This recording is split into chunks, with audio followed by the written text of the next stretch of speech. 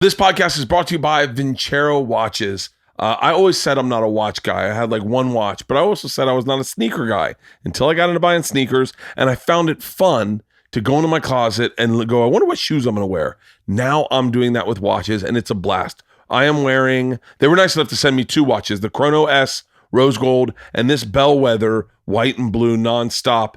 I think that's the name of it. I love it. I love it because it's a blue band. Blue's my power color. And normally I would never have bought a blue watch. I just was like, you know, I saw it on the thing and I was like, ooh, that really kind of popped to me. That looks like a watch I could wear if I ever went yachting, huh? Right? Isla stole the Chrono S Rose Gold. Now that's gone. But you're not going to find better made quality watches for this great a deal.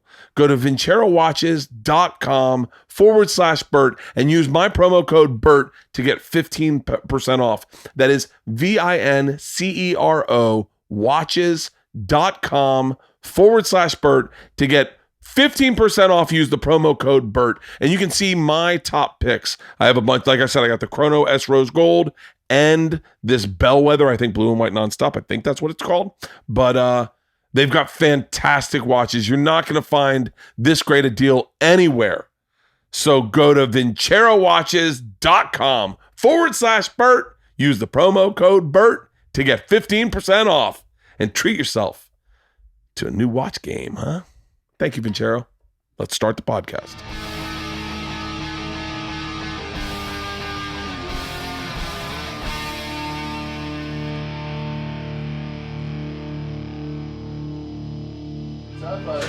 It made it the whole time. How you doing? How are you? It's so good to see you. You all right? Great, yeah. What's up? Here, grab a seat. I'm just jamming meatballs down my face. Are you on? Just Jamming meatballs? I'm trying Sounds to lose like weight. a whole separate podcast. Oh. Do they make these frozen turkey meatballs? Like, you don't notice we don't have kids, but when you have kids, there's a whole Don't put line that of on me. foods that you get introduced to that you're like turkey meatballs, frozen turkey meatballs. They get them at like Gelson's, and you just, it's super easy. You put them in the microwave, you heat them up, then put them in the oven, get them a little crisp, cut them into fours. It's a meal for a kid. Dude, I could fuck up a bag of turkey meatballs in Really? a second. Oh, I thought you said like screw it up. No, they're easy. You can crush them. I crushed them. Hot dogs? Here's something for you. You ever had a Uncrustable? Man. Let me tell you, I'm their biggest fan, and they hate that I do this. You know, we've tweeted at them trying to get sponsorship, and they're like, "We don't recommend you do that." What I do is I take a little butter, I put even frozen. It's frozen. I take a little butter on both sides, and then I put it in the toaster. And since it's sealed, none of the jam or jelly comes out, so it's a toasted peanut butter and jelly. There's a little bit of butter on there. You know what's great to do with an Uncrustable? What's that? Turn it into French toast. How? Take it. Oh, in the batter. Little egg, little milk, yeah. some cinnamon, little sugar. Dip it. Put it in some butter on a pan. Dude, we used to call that a hunch. Me and my buddy Croy would go, I could use a hunch. Can you cook this? Have you cooked this on your show? No, I haven't. But that was when I first came up with the idea of something's burning. Yeah. This is back when you could shoot video, but you didn't know how to edit it. Right. So Yeah. I have a ton of I'm footage. still in that department. And so me and my buddy Corey were like, we should make a hunch. So we came up with the idea of the Uncrustable, right? It was before Uncrustables were popular. This is long, like 17 years ago, maybe even longer. You might have invented the Uncrustable. So we made a peanut butter and jelly, and then we took a cup and pressed out the white bread, right? So that it was sealed on both sides. Then we dunked it in egg wash, and we made them, and we were high. They were so fucking good. Yeah, it's delicious, and you've found a way. You've made it a better 17 years prior. My buddy Croy, one time was like, "Dude, have you heard of Uncrustables?" And I was like, "No." He goes, it's the greatest thing ever." I was on a bike ride this weekend from fucking Philly to Atlantic City, Right.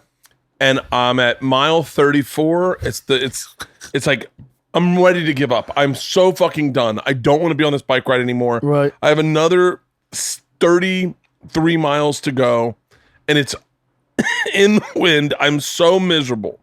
All I want is ice cold water. All I have is hot water on my bike because it's all hot now. Yeah. All I want is ice cold water, and I'm starving. I forgot to eat breakfast, and I pull up, and Casey from WMMR from Preston and Steve show goes, Bert, frozen Uncrustable, and I was like, oh my God, dude, I had 4 Uncrustables that day. It's funny that I started this with, have you heard of Uncrustables? No, you're right on my alley, because I'll tell you what else I'm obsessed with. Getting sponsorship. Yeah. Like reaching out to corporate brands that you dig. Yeah, I already like it. And going like, hey man, I'm not trying to leverage. I'm not an influencer. I'm not trying to leverage fame. I'm just telling you, I dig your shit. Yeah, and I'm already doing it. I tried it with combos. I love combos, right? I had combos on the set of this table for the first, and by the way, this is before I Isn't had that video. the pizza Uncrustable? Dude, combos are the greatest goddamn treat ever. Yeah. They came out with buffalo and blue cheese combos, and what happened was, I said, combos, you just changed my flavor profile. I said, you blew my mind with this new flavor. I was like, hey everyone, let's come up with some combos flavor combinations that might be good for the future. Sure. And so obviously it's comedy, so everyone just whaling whiskey. Chiming in, yeah. Yeah, like just hooker and cigarettes, like Yeah. And so Combos hits me up and they're like, hey man, we really appreciate the support. That we didn't have a Twitter profile at all, and now we have 13,000 followers. And I was like, oh cool. And they're like, how can we repay you? I go, fucking Combos. Right, just pay me in the product. Dude, I love Combos. They sent me the biggest goddamn box of Combos, and I made so many recipes with Combos. I could not stop fucking with Combos. I love to this day. What's the best suggestion you got for a combo flavor profile? I forget. Whale and whiskey was one that really stuck with me. The what? Whale and whiskey. I get the whiskey part. What's whale? Just the animal whale. You can eat a whale? No, but just a little bit of blubber, that flavor of blubber and whiskey. There's a little nugget of mook-took. Yeah, I the Nishimaru. I love finding a cool product that I dig, and dude, can I tell you, I am obsessed with this flip-flop company, Free Water. Are you a flip-flop guy? I don't wear sandals. You don't? Nah. I don't know what it is in me. Because where you grew up in the north, or I grew up in Seattle. Yeah. Maybe that's it. Yeah, it's all wet. I grew up in Florida, so I'm like a hardcore sandal guy, like hardcore flip-flop. Like all through college, I only wore flip-flops to class. I never wore anything but flip-flops to class. I'll wear shoes to the beach, like on the beach. Oh my god! Yeah. I'm gagging. I can't help gagging. it. I can't help it. Dude, I found. How do you hide your wallet in a flip-flop? You hide your wallet. Well, I'm on the beach. You gotta tuck it in the shoe. You know? Let me tell you something. You want to talk about honest brand whoring. Honest brand love, okay? Yeah. Because I said this the other day. I said to my wife, I'm really obsessed with it because they make this flip-flop, the Dylan flip-flop. It's my favorite flip-flop. I've talked about it at the beginning of this podcast. I've talked about it on Instagram. What I'm trying to do is get the company to just recognize What makes their me. flip-flop different? Oh. Well, pitch me on the flip-flop. As a man who doesn't wear flip-flops. So I have plantar fasciitis, okay? The hell's that? It's when it's fat guy's disease. Me, Bobby Kelly. It's heel spurs. Okay. And so it hurts when you walk. So and a lot of times you've got to wear the gout? No, that's fat man's. That's the king's disease. That's what Brand's gets. That's the king's He's been living disease. life too good. He gets gout. I'm like, we're having too much fun, man. Wait, he's getting triple got the meat at gout? Who's got the Chipotle gout? and drinking whiskey with me. Who's got the gout? Brant Tobler. Are you serious? Yeah, Brant the Gout Tobler. Oh fuck. So when you have plantar fasciitis, you have to wear almost orthopedic shoes. Okay. Like it's got to be form fitted to your sole, and that'll help go away. You got to tie your laces. You got to be very kind of cognizant of what shoes you're wearing because it is very painful. Okay. But as a flip-flop guy, it really fucked my head up. Now I was always, I can walk you through like flow hose when I was younger, or like a cool flip-flop, especially with socks. That was a badass look, dude. Rainbows. Well, I grew up in Florida, so Kinos are an authentic Florida flip-flop. A Kino is made by old Cuban women in Key West. If you ever go to Key West, go get yourself a pair of Kinos. Would you go to flip-flop college? I said, what makes these ones so good? I am a flip-flop motherfucker, okay? You know it all. Dude, I know more about flip-flops because I in Florida, and don't pull up any pictures. Okay. Don't pull up any pictures.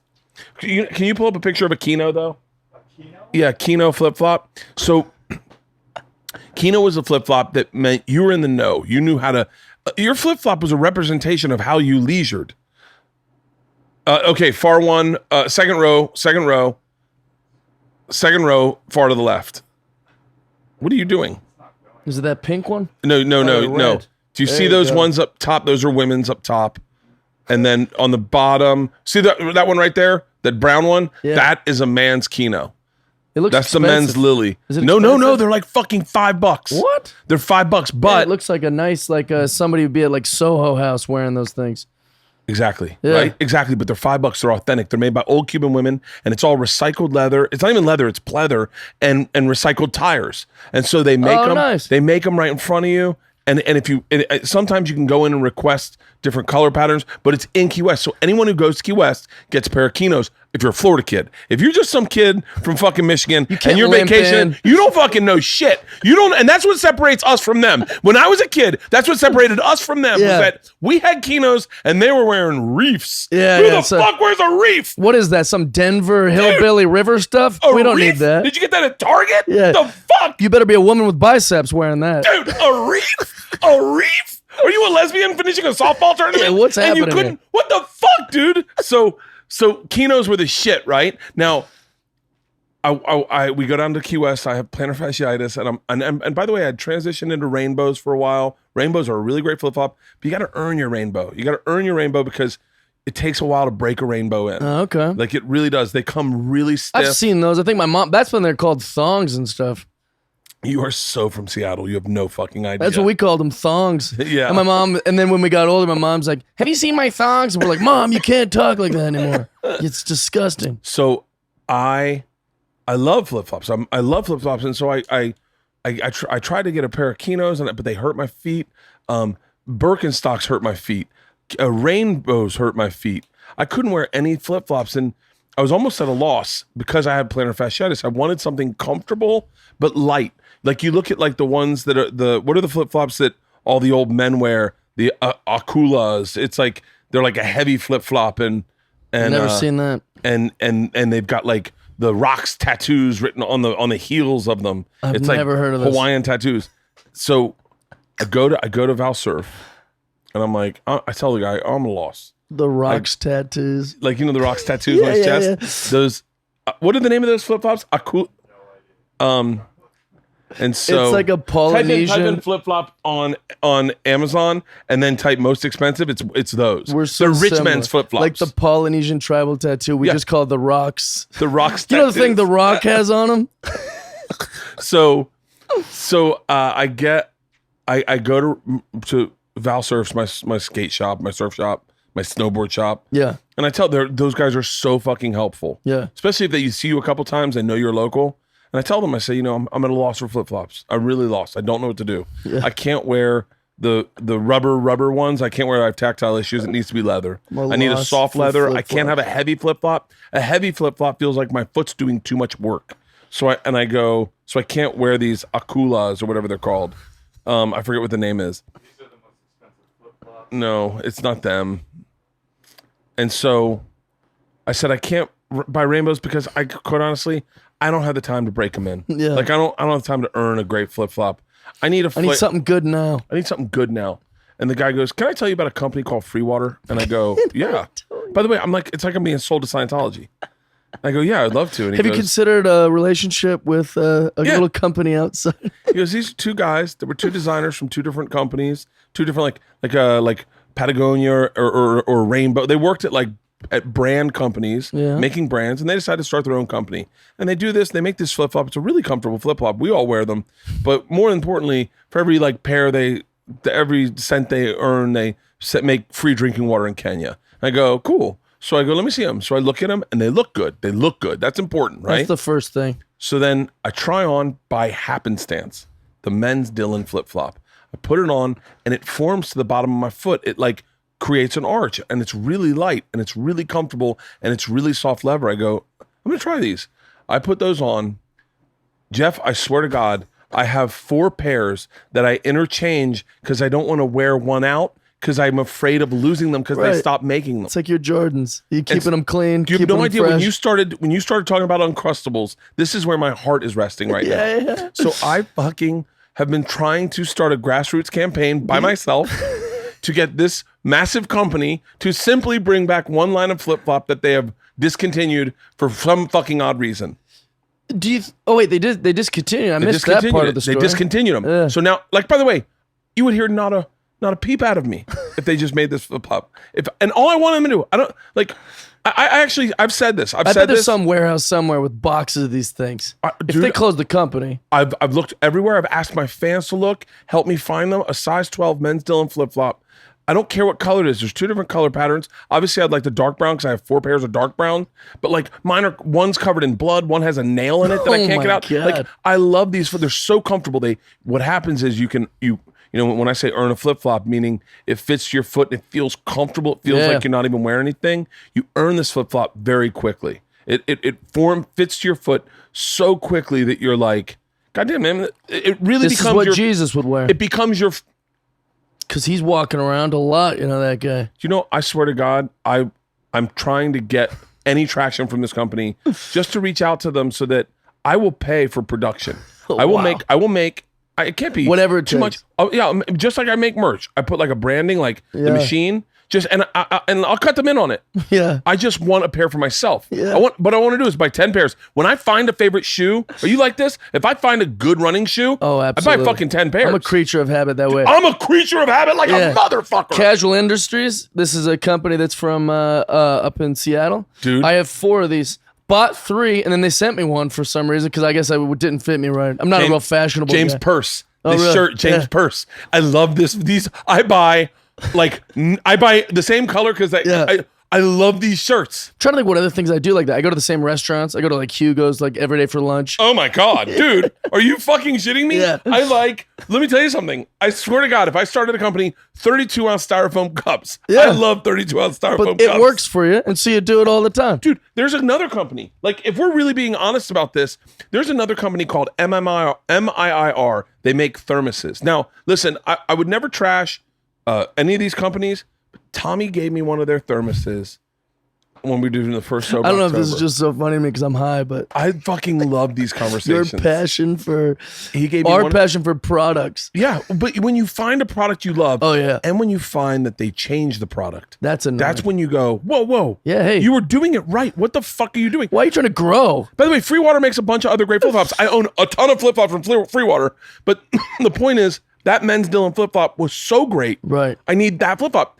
MIIR makes these great thermoses, like a 40-ounce thermos.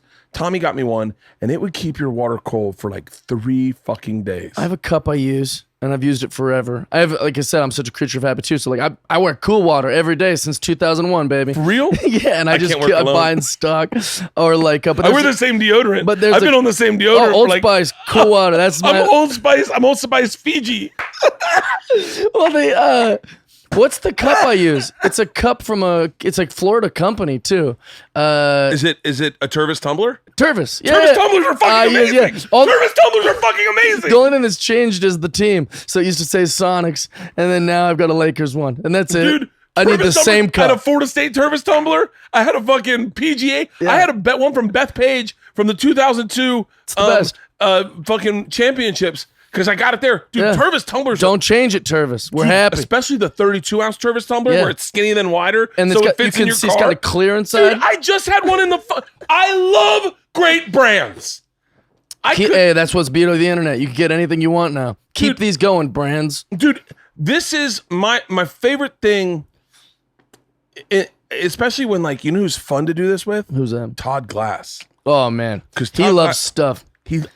Everyone loves stuff. Not the way Todd does. Todd will love like an ashtray that sits perfectly on his coffee table in his living room, and he's like, "I love that ashtray," and you're like, "It's great. It's not mine. I have my own ashtray that it's for cigars, and it's bigger, and it was given to me by Terry Bradshaw, and I'm obsessed with that, and that's my ashtray." So I go, "Oh, he loves that the way I love my ashtray." Todd Glass is the kind of guy that goes, "Can I show you something?" And you go, "Yeah." And he takes you into his garage and he goes, Don't touch it. He goes, take a look. You know what that is? That's a crushed ice machine. Who doesn't want crushed ice? Why would we live like savages with these cubes that we could choke on when you could always, who doesn't love crushed ice? Yeah, he'll talk about it all day. If I become like rich as fuck, that's stuff like, that's where I think I'll spend my time. Like we're like, I don't even do shows. I do shows like Chappelle or Sebastian. I'd just be like, oh yeah, I'm going to focus on ice. I'm going to really focus on ice. Like spend like ice. a week researching ice and finding the best ice. I love that more than anything when you become knowledgeable about a brand because you did the research, because you're like, Right. I know nothing about. A perfect example. I know a lot about drones right now because I wanted a drone, right? Mm-hmm. So then I was like, I got to get a drone because I was going to be on vacation, and I like shooting shit when I'm on vacation, but I couldn't find out like. So I go, all right, what kind of drone do I want? And I just had to start researching drones. What's the Tervis of drones? DJI. DJI. And can I tell you right now, I got to give a shout out to my buddy Casey Neistat. And that's why I love Casey Neistat. Do you know who Casey Neistat is? No, I don't know who that is. This podcast is just about passion. Okay? Absolutely. All we're doing is talking about You got the right passion. guy. Casey Neistat is a guy I became fucking obsessed with. He's a vlogger. He's a podcaster now too, I think, as well. He's now moving out to LA. Maybe I'll get him a pair of Freewater Men's Dylan flip flops when he comes out, when I start my new company where Absolutely. I just The machine, take over. the machine sandals. By the way, everyone please hit up fucking Freewater and tell them to fucking. My goal is to bring the whole board in to do my podcast and pitch them on me wanting to. I want to invest in the company. They're just gonna hear you talking about it and they'll do it. No. Yeah, sure they will. Dude, think about what a pain People in the listen ass. to this. When you discontinue a product, think about what a pain in the ass it is to then try to fucking boot that Yeah, product. after it's maybe for whatever reason And didn't think work. about what do they think? Oh, what? So I'll sell a pair to Bert. Maybe he'll buy 4. He'll probably buy. He'll probably buy want 100 pairs. It's his company. He'll be buy 100 pairs to give to people that come on his podcast. What size flip flop are you? Yeah, no charge. I'm Bert. I'm the CEO. How great would it be if I gave you a pair of flip flops? I go, hey man, can I give you the flip flops that are going to change your life? And you just got a free pair of flip flops on my podcast. You're the greatest. And so, but like Casey Neistat changed the way I looked at my career Right. entirely. He's a guy filled with fucking passion. Yeah. That's what's cool about the internet now. You see some phonies out there. What's something you're most passionate about that's not a product? What's something you selling love? Tickets. Yeah. But you're not obsessed with that. That just Probably. happens. No. I'm obsessed with creating content. I love it. I really, really enjoy coming up with an idea, shooting it, editing it, showing it to my wife, showing it to my kids, putting it online. Like a little boy drawing a picture and going like, huh, Mom? Yeah, giving it 10 minutes to see how many downloads it gets, and then not looking at it, and then coming back. and then coming back at the end of the day. Yeah. At the end of the day, and I'm really good. I am really good at going, at almost guessing to a T how many likes or views something will get. Oh, really? Within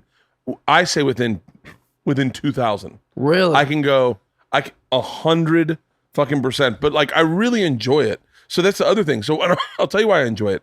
Casey Neistat had this. I was lost in my career. I've told this story a million times, but I was about to get fired from Travel Channel. I was not enjoying being a host. I felt like I was kind of wasting my time. I wasn't really forwarding myself. I wasn't learning anything. And I was in Philadelphia and I saw this guy, Mr. Ben Brown. Now, by the way, I could spend an entire podcast telling you about people online that I know so much about that they've never heard of me in their life. Really?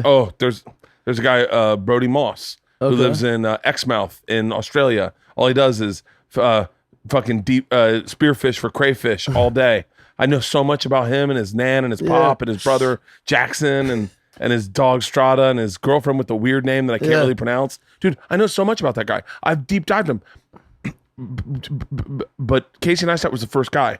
He was a vlogger. He lived in New York. And he was just like, doing cool shit. And he was like filming himself. And but more importantly than anything, he was showing how he organized his office. Okay. And he had such a passion for organization that I swear to God, Jeff, I not only did I start shooting a vlog, I came home and I organized my office. Oh yeah. And I was like, I started getting. I do feel better. Yeah, I started getting paint pens going like it's like when you first start comedy and you realize, oh, this is something I could think about all day long. Oh yeah. Well, the reason I was asking is because I always say that everyone's got a thing, one thing. So obviously, stand-up comedy is our passion, making people laugh. You could do the big picture, kind of vague. Oh, my family, these kind of big picture things. But like Ted Williams, old men would walk up to him and want to talk about his swing in baseball. Ted Williams doesn't want to talk about that. He wants to talk about fishing. Yes, right. Dude, did you see that documentary on Ted Williams? Will the Thrill Clark wants to talk about hunting. Right. The Mick wants to drink. Right. What is your thing? We know about the podcast, right? We know about your Uncrustables. We know about whatever. But what's Bert's thing? If you want to talk to Terry Bradshaw, don't limp your ass up to Terry Bradshaw and talk about football. He's gonna get bored within a second. You talk to Terry Bradshaw about horses or Simmental cattle. That's what he wants to talk about. Fucking fascinating. So wait, what's your thing? My thing is Bigfoot. I've never been more passionate about anything in my life, dude. Since I was a kid. I'll do 80 podcasts in a row just talking about Bigfoot. Oh, that's fucking brilliant. I'm obsessed with it. That is fucking hilarious. Sasquatch, I almost dude. Passed out from that laugh. Sasquatch, skunk apes, mountain ghost, yeti, urine. I swing because I'm very There hasn't been something when you were baby Bert, and ever since you've just been obsessed. No, but when I like, I'm a flip flopper. Ooh, that's a. But I'm a flip flopper because I can get very passionate. Like, if you talk to me about spearfishing, by the way, I was so passionate about it. I could talk to you ad nauseum about the types of spears you had to use in different areas. Jeff, I've never been spearfishing once in my life. I like that though. You can get lost in it. I get lost with it. Yeah. I get on YouTube and I'm upset. So this is a different passion of mine. That's not the passion. If you come up and find Jeff Dye, let's have a whiskey and we'll talk Bigfoot, right? We can do that. That's Jeff's thing. But if we're not talking about things, we're just talking about passions in general. I can get real carried away about crazy people. There is nobody I like more, and I use crazy in a nice way. I don't want anybody to get like mental ill tweets and things like that. I'm not saying that, but someone that is so unlike regular people that I will ignore my own friends and sit with that person at a bar and just look in their eyes and go, wow. Like for example, I was way more into this guy, and then Segura kind of made him famous, Ralph Whistle. And since Segura, he's the one and only in the world throat whistler. And in fact, he did a whistling thing of my podcast theme song. He's like, how do you throat whistle? Yeah, he made it up, and then he was like on all these daytime TV shows. And that's such a weird thing, right? There was a giant woman who came. She was just in a bar. There was a giant woman. Yeah, she was giant, dude. It looked like somebody just put her in a big machine. She wasn't fat. She looked like someone just notched her up 4 sizes. Is right? this the throat That's whistler? Ralph Whistle. That's when he was a young man. Check out this Ralph Whistle. Can you hear it? You won't believe this. Watch the crowd shots too.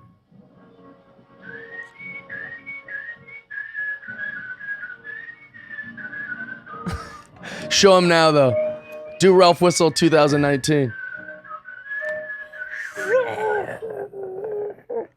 That's then. But here's the thing. That's an odd duck, right? This is a man who's going around being like, I was on Sally Jesse Raphael. I'm a throat whistler. And they're like, what's that? And then he goes, right? It's crazy. Yeah. I love people like that. You got the big lady in Hermosa Beach, the giant lady. I ignored a group of fans and my friends for about 2.5 hours at the Mermaid Bar in Hermosa Beach because I was like, I want to know everything about this lady. She drank a lot. She left.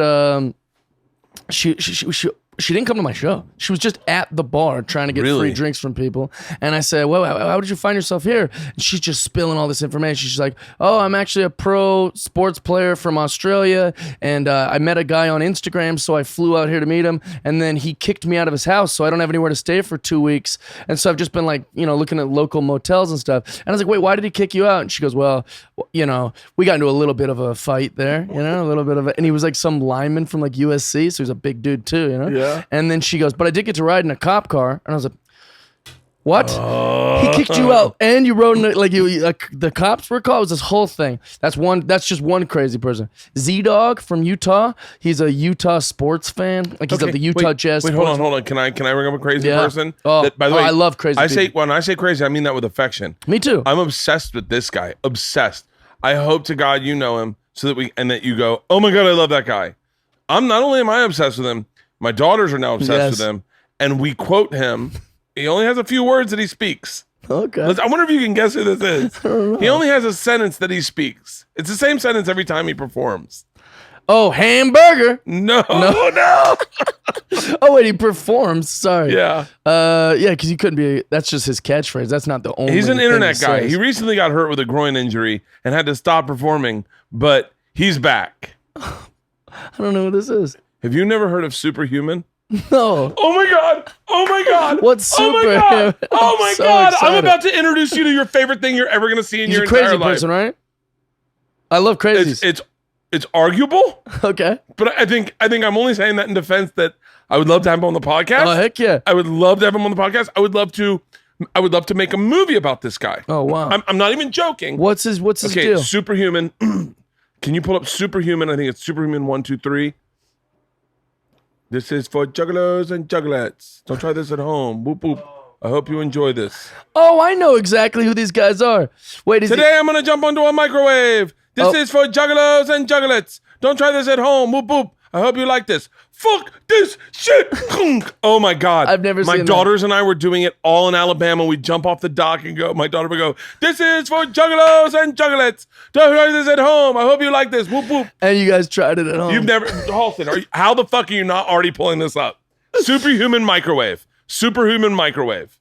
Superhuman microwave. It's my favorite. I've got to see this. It's my favorite ever because, and by the way, part of me feels like you should really get to know. Oh, this fucking kid is brilliant. I've never seen this kid. Oh, I thought you were okay, referencing okay. that group of people that are like, where it's like, I got needed, and then all of a sudden like hits his friend on a watermelon. or something. Okay, this kid. I'm guessing he lives in Alabama. I'm guessing that just because of the looking at that deck. He's more handsome than I thought he'd be. Can he tell you? In my movie, I want the guy from It's Always Sunny in Philadelphia, Rob McElhenney. Yeah. I want him to play him. Okay. Okay, I'm being dead fucking I get serious. it, yeah. Okay. Do you want to figure out who this guy is? Yeah. Although he's crushing okay, it with can, the views, can you dude. play it? Okay, let's play it. Hang on. Stop. Start it over. I need volume. Start it over. I need volume. Start it from the very beginning, Halston. Okay, that's fine. Okay, Whatever let's go. it takes. Here we go. Down. Yeah, Supreme Teacher, today I'll be jumping onto this microwave. This is for juggalos and juggalettes. So try this at home, I hope you like it. Whoop, whoop. I hope you like it. Fuck this shit! Oh, God. He's not wrong. I liked it. I liked it a lot. Do it again. This guy has a body of work that is impressive. I can impressive. guarantee you he loves pro wrestling. Don't try this. Fuck this shit! Oh, God. That's Dude, the Kyrie Singh elbow drop. Type in barbed wire. Type in superhuman barbed wire. Dude, superhuman. The brilliance of it. I couldn't Brilliant. stop watching it because it was brilliant in its simplicity. It was like a setup punch. Oh my Christmas gosh. ornaments. Don't go to Butt that one. buster. Barbed wire. MMA McFoley. That's a good no. one. Yeah, oh, yeah. See, it even says wrestling stuff. Yep, it's inappropriate. I understand. Yeah. We know. Supreme Teacher, Oh, no. Bye wire. This is for juggalos and Juggalettes. Don't try this at home. I hope you like this. Whoop whoop. Hope you like it. Fuck this Fuck shit. this shit!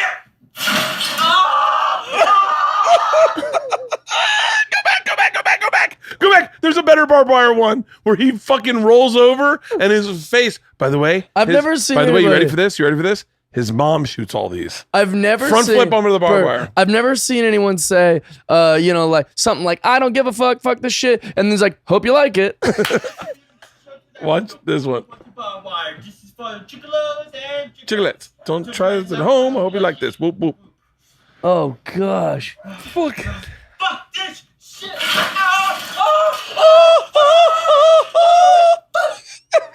Doesn't he look my like the guy from God. It's Always Sunny in Philadelphia? Yes. Although the guy from Sunny in Philadelphia is not going to like these say that. I don't give a fuck. I met him. He's a cool dude. Dude, I want to do a movie where it's always, hold on.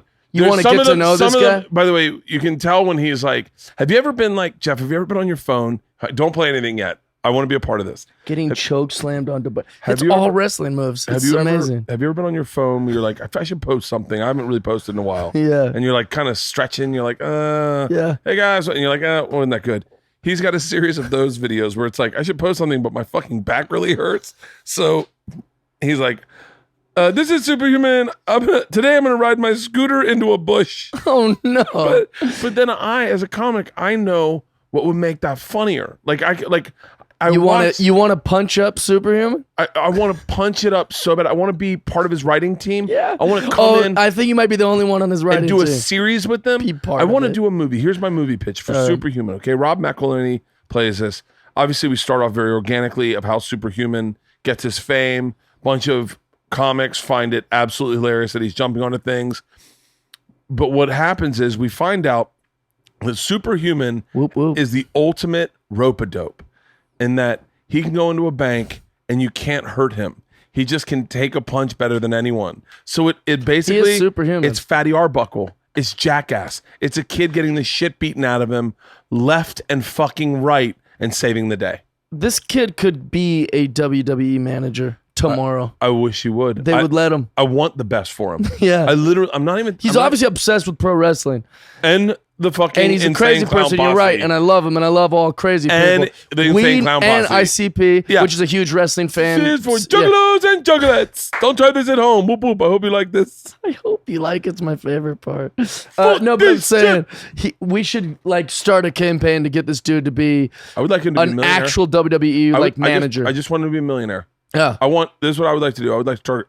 See, you got me on when you started with Uncrustables. I had such a religious experience with Uncrustables. You sent me on a spin. Yeah. Because I thought some things are so good, and sometimes they don't get caught by society. Yeah. Like society doesn't catch them the way they should. Right. Uncrustables. I don't think enough people try. Goober grape. I love Goober grape. Goober grape peanut butter and jelly. The Never mixture. had that. It's where they mixed peanut butter, pre-mixed peanut butter and jelly. Oh yeah, I have it. That's fantastic. Goober grapes are fucking amazing. I hadn't heard of it until Brian Regan's bit, and then you didn't say the brand name, but like the thing that there's both in there. It's genius. Yeah, but certain things, the men's Dylan flip flop, the fucking Superhuman. Mascots? Why don't more people love mascots? You know what's so funny? They're the comedians of sports. Yeah. What was there's. It's so funny because I love that mascots run their Twitter feed. Oh yeah, like there's the mascots actual have the guy Twitter inside feed. gets to run the Twitter feed. Yeah, I think they should. I think mascots should take real chances with those Twitter feeds. They shouldn't have to care. Yeah, just talk shit. The Philly Fanatic's like, come at me, you fucking idiot pirate. Come fucking at me. I'm tired of all these Puerto Ricans coming to the show and throwing beer on me. Suck my dick. Yeah. I'll see you Friday, Mr. Matt. That'd be I know, but I love mascots. Because one, they're always silly and fun. Kids always love them. They're never gonna break any laws. You know what I'm saying? Yeah. Like they're never gonna like hit their wife and be suspended for 4 months. They're never gonna get caught taking steroids. They're never gonna get traded to another team. They're not gonna take a bigger contract. They're never gonna go on a hitting slump. When you go to the Phillies game, the Philly Fanatic makes everyone happy. Dude, the Philly Fanatic, I remember watching him, and he had a 3-wheel motorcycle when I was a kid. Oh, he still got it. And he would kick it up on 2 wheels and take a turn. And I was like, this guy can legit ride a motor. I was a child. Yeah. I remember the Philly Fanatic. Tom Burgoyne is his name. That's the name of the Philly Fanatic, the guy inside. The guy inside? Yeah, he's fantastic. He can do anything. He's also funny. That's what I like about him is that they're funny. The best one is Benny the Bull from the Chicago Bulls. He's easily the best because he has all the best gags. My favorite gag is he blindfolds himself and they play this music, right? They blindfold him, they took down the lights a little bit and they put a trampoline at like the 3-point line and everyone's like, is he going to dunk from or maybe the free throw? Yeah. Wherever it is, super far away. And everyone's like, oh my God, he's going to do this thing. And everyone's watching, right? And he's blindfolded and he's getting them all jacked up and he sprints from the other side of the court as fast as he can, misses the trampoline on purpose, and slams into a vendor holding all this popcorn that just slashes into the audience. Dude, can I tell you? A genius. Can I tell you one of my favorite gags? No, what's the were we just talking about one of my favorite mascot stories? Oh yeah. Do you know Dave Williamson, comedian? Yeah, I love him. Florida guy. Dave was in Florida, and his buddy was Sparky, this mascot for the fucking Heat, right? Oh yeah. The weird one. Nobody knows what he is. Yeah, I don't know. Yeah, he's like the Fanatic. Yeah. So I'm telling Dave's story, okay, but I'm telling it to you. So his buddy Sparky hits up Dave and says, "Yo, Dave, I need some help. I got a bit we're gonna do next week. It pays like $700. If you're up, I'll get you great tickets to the game too. But all you need to do is you got to wear like a Lakers jersey. Like could be a oh yeah, you're a plant. Yeah, you're gonna be a plant, and then what we're gonna do is I'm gonna be dancing, and I just want you to dump a beer on my head, and then I'm gonna come back and dump a beer on your head, And Dave's like, oh yeah, fucking done. And he's like, and Dave's like, in my head, I can just get fucking hammered. Yeah, won't care. And just cheer for the Lakers, which is fun. Yeah, and we're comedians, we get attention. Yeah, so yeah, it's fun. So they do the game, and then Dave's the whole thing's cheering for. He's in a big. All the Heater fans are around him, booing him, and he's fucking with them. And then they go up and they bring Dave up on the jumbotron, like he's cheering for Lakers, fucking Lakers. Everyone's booing, and Sparky comes up and starts going boo, boo, boo, and Dave just takes a beer and dumps it on his head, and everyone's like, dude, what the fuck, man? Yeah. Like everyone doesn't know it's a bit. They're like, hey, fucking asshole. And then Sparky just walks away and is gone for an entire period. For an entire period, Dave's like, dude, fucking hurry up. I thought everyone was going to laugh. Everyone's like, I'm going to fuck you up, Holmes. Fucking, that's not cool to do to Sparky. And Dave's like, he can't let him know it's a bit, right? He's like, oh, just get me the fuck out of here. Get me the fuck out of here. So then finally Sparky shuts up and he's like, got 2 beers. And people start putting Dave in headlocks God. We're fucking getting you now, fucker. Dude, Dave tells the story obviously much better, but that's so unfair. I think I would have been a great mascot. Mascot, it's the best job. Imagine every time you walk in a room, all the kids just light up. I mean, that's really what a mascot is. It's the people. I don't know. It's the kids thing, and I like kids things. Who's the one? Who's the one from Philly for the Flyers? I don't know. Do you know who that is? Oh, Gritty. He's brand new. Yeah. Yeah. He's the most popular one now. He's really hot. Yeah. He's got a lot. He's having new a mascot. He looks crazy. He's like a monster. Nobody knows what he is, and he looks most like a Bigfoot. So I'm in. Yeah, I had Gritty on the back of my jersey for the bike ride. Oh, nice. So it was from Philly. Yeah, and so Gritty. He's new, huh? He's brand new. He's only been out for like 2 years or 3 years, maybe less. He's the best though. I think he's one of the most. The Bucks, because I watched a lot of Black Sails. Yeah, and apparently one of the most popular things about pirates is they were all homosexuals. No, they weren't. 100%. Oh, all of them, 100%. What guy decides to go out on a What boat are you with a bunch ruining this for me? Like what? I love pirates so much. I don't like that you think they're all gay on a boat. all homosexual. Get out of here, man. Dude, crazy. Think of their They're outfits. most famous for raping and pillaging. They were raping not dudes. consensually They were raping sexing dudes. on a boat with Think their of pirate their outfits. friends. An earring, right? They got the flamboyant little ruffles on the wrists. He has a pet bird. I mean, come on, Jeff. Do I have to spell it out? Yeah, he's got a bird. What fucking straight dude's got a parrot? Pirates.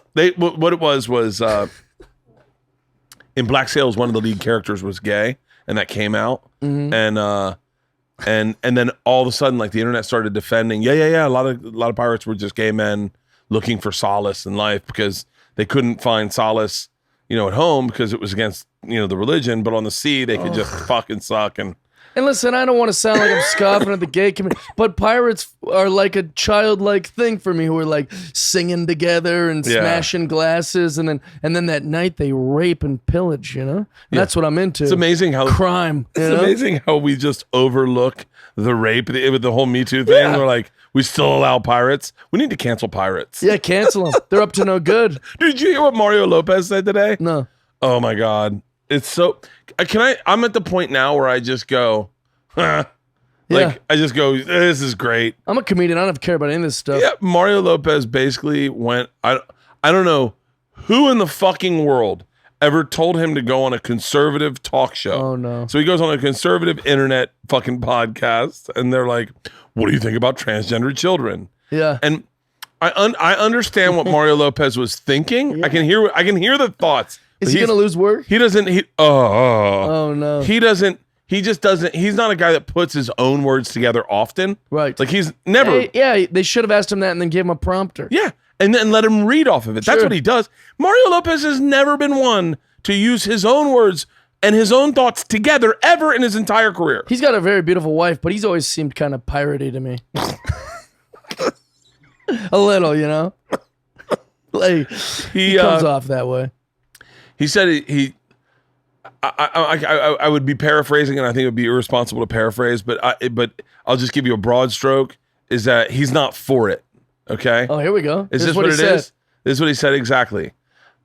I'm kind of blown away too. Look, I'm never one to tell anyone how to parent their kids. Obviously. You should have stopped. And then here it You should have comes. stopped right Yeah, there. and then here it comes. By the way, you never tell anyone how to parent their kids. You People stop always do right that. there. He's talking about Charlize Theron. Charlize okay. Theron's got, I think, a child that identifies in the opposite Oh, sex. this is good though. If you come from a place of love, you can't go wrong. Here it is. But at the same time, And my, by the way, this is an interesting way. If you emphasis on it with my God. Oh, my- I thought he was saying like my God, like the expression. I thought he was saying my God. Oh, maybe. But no, but he's No. not. You're right. He's But going, at the same my time, God. my God, which shows his emotion about it.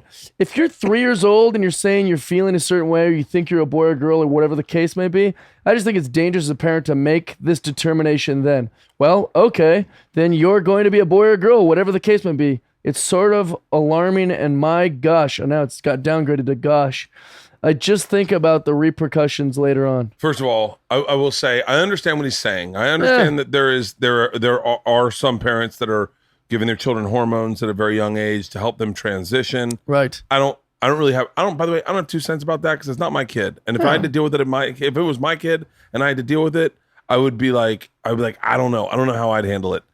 I would probably not give my kids hormones to transition them at a young age. I'd want them to develop and then figure it out for themselves and get their prefrontal cortex or whatever developed. But at the same time, it's like if my daughter Isla came up and was like, I think I'm a boy, I'd be like, cool, whatever. You'd probably just ignore her. Yeah, I'd be like, yeah, You're awesome. a little kid. Yeah, I'd be like, all right, cool, we'll figure it out. I thought I was a robot for a long time and a dinosaur for a while. I thought I was a pirate. Yeah. I thought it was actually, I would walk around like a pirate doing all these gay things. But here's the thing is that I think that's what he should have said. He's like, I don't know, who listens to kids when they're that age about sexuality anyways, or gender? What parents talking to their kids about their sexuality? Yeah, who but cares? I think it's Charlize Theron's.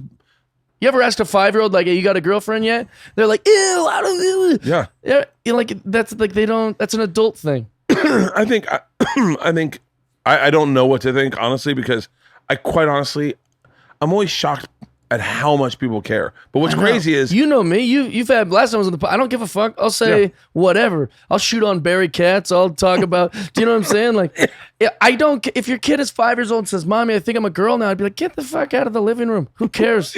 Go shut up. Wear a fucking dress.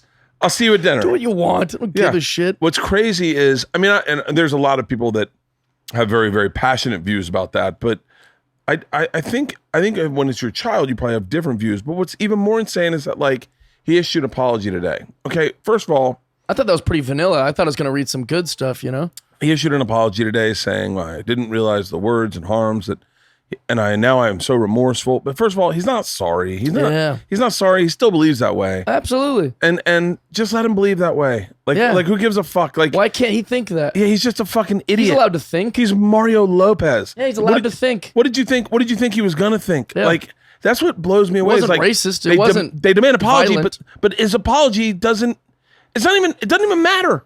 His apology matters as much as his ignorant statements. Here we go. And you know what? My heroes are half and half on that. Half my heroes apologize when they do things bad, and my other half of my heroes will never apologize. So I never know where to stand on apologies. I never know where to stand. Yeah, I think I would apologize probably if I made people sad, and then I'd be very clear like that wasn't my intent. I've but apologized. I've apologized for jokes to direct fans who've come up like upset. Right. Who like I had one joke. I think I apologize most of the time. To make this full circle, though, I love crazy people. I'm one of the funniest crazy people. And by the way, it should be noted, I've liked crazy people that you shouldn't support, but they're just so crazy that I think they're hilarious. Like Donald Trump when he was on like the You're Fired show, Celebrity Apprentice. Yeah. He would just say things like, she's ugly, she's got to get out of here, you're fired. And I'd be like, that's hilarious. It's not a presidential thing, but it's very funny, and it's a crazy person that made me happy. Good example of it, John Rocker.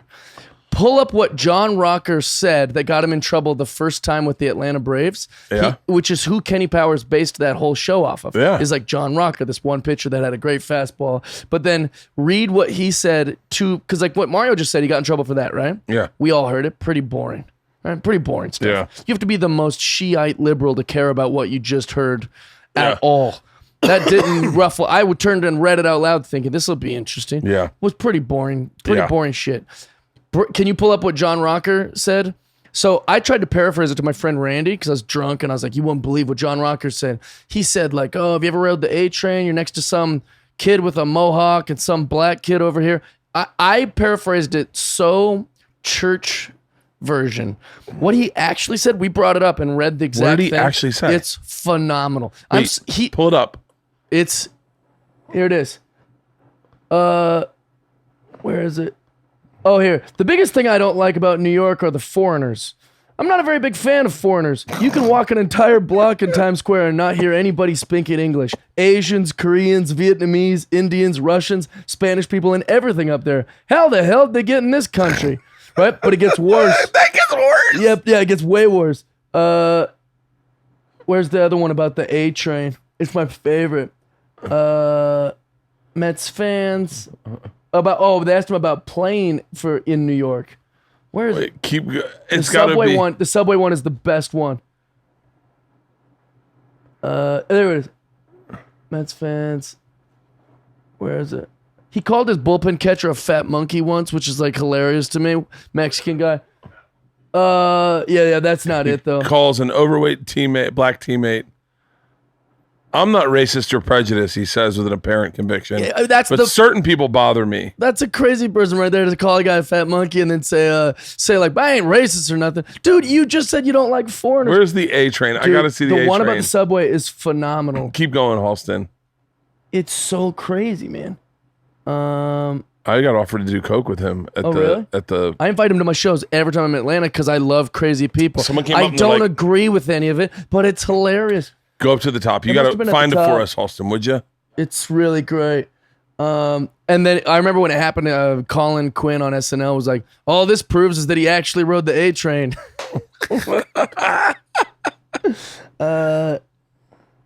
Wait, hold on. Sorry, dead air here, but I'm trying to. It's so I guarantee funny. she's a Japanese woman. A beige Toyota is jerking from lane to lane. This woman, the wheel's white. How bad are Asians in driving though? He's right. It says. Where's the fucking A train comment? It's so Type phenomenal. in John Rocker A train comment. Or John Rocker Subway. Yeah. And then put New York. John Rocker Subway, New York. It's when I was remembering it, I wasn't even as visceral and as racist as John Rocker was being. And then I looked at it and I was like, oh, God. And he didn't get fired. He didn't lose his job. Mario Lopez says, hey, I'm not one to judge parents. And he still has to issue an apology. Yeah, but there's not. Here's the problem: is that like it's not real.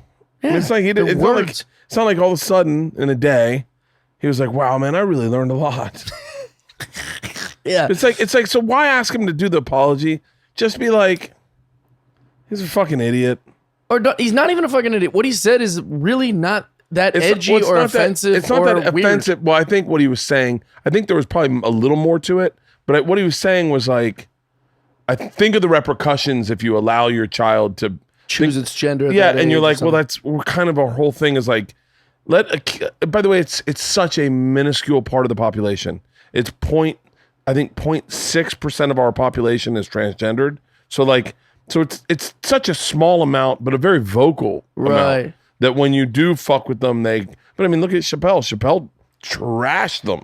Yeah, but and then said, no, I'm not going to apologize. I'm going to double down on it. I just don't know why people. You can't go around governing the way people think, and the same way like. Here's the problem: is that he has a job on a corporate network, and so it's more. Yes. Imagine having to take the number 7 train to the ballpark next to some kid with purple hair, next to some queer with AIDS, right next to some dude who just got out of jail for the fourth time, right next to some 20-year-old mom with 4 kids. It's depressing. Wasn't fired.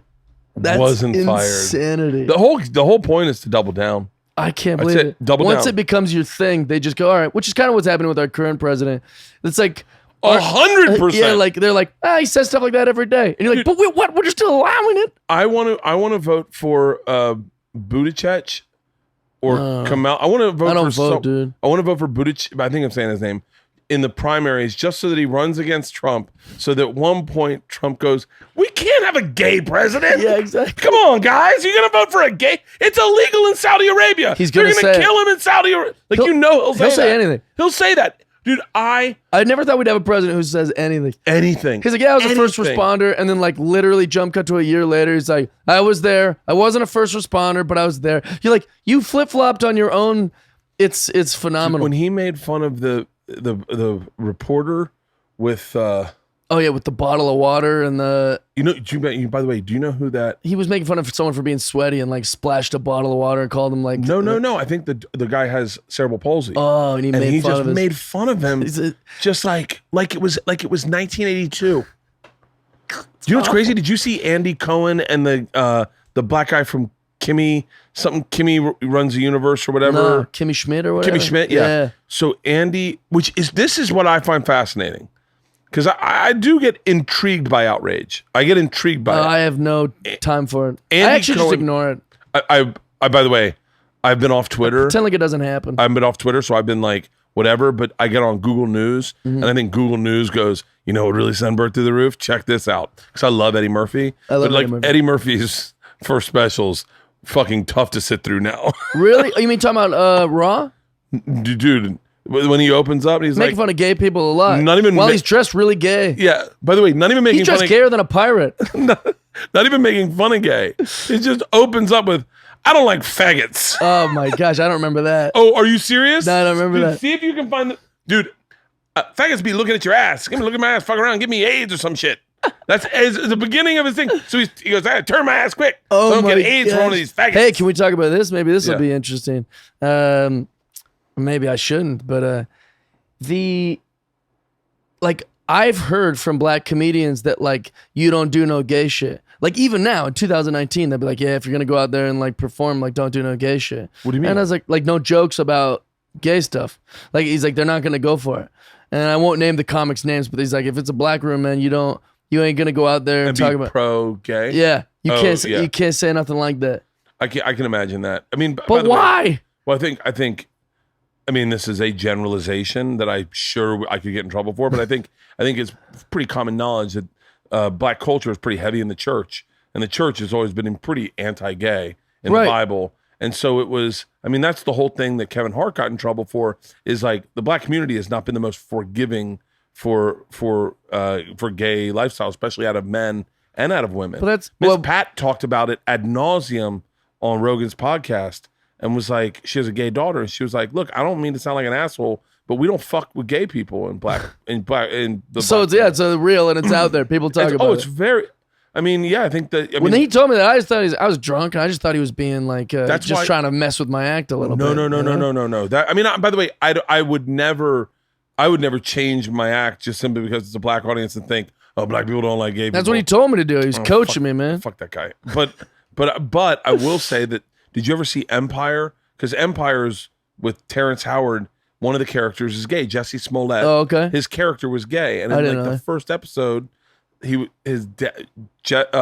Terrence Howard saw him dressed in a dress and grabbed him and threw him in the trash can and said, "You belong here if you're wearing fucking dresses." That's insane. Yeah, I mean, I think. And when does that take place? Empire, is that modern? Like the setting's modern day? No, that's probably 80s. Oh, it's 80s. Yeah, but 80s. But well, that's Eddie Murphy's Raw right there, 80s. Dude, Eddie Murphy's Raw. And so Andy Cohen says to the guy, did you have and the guy from Kimmy Schmidt's gay.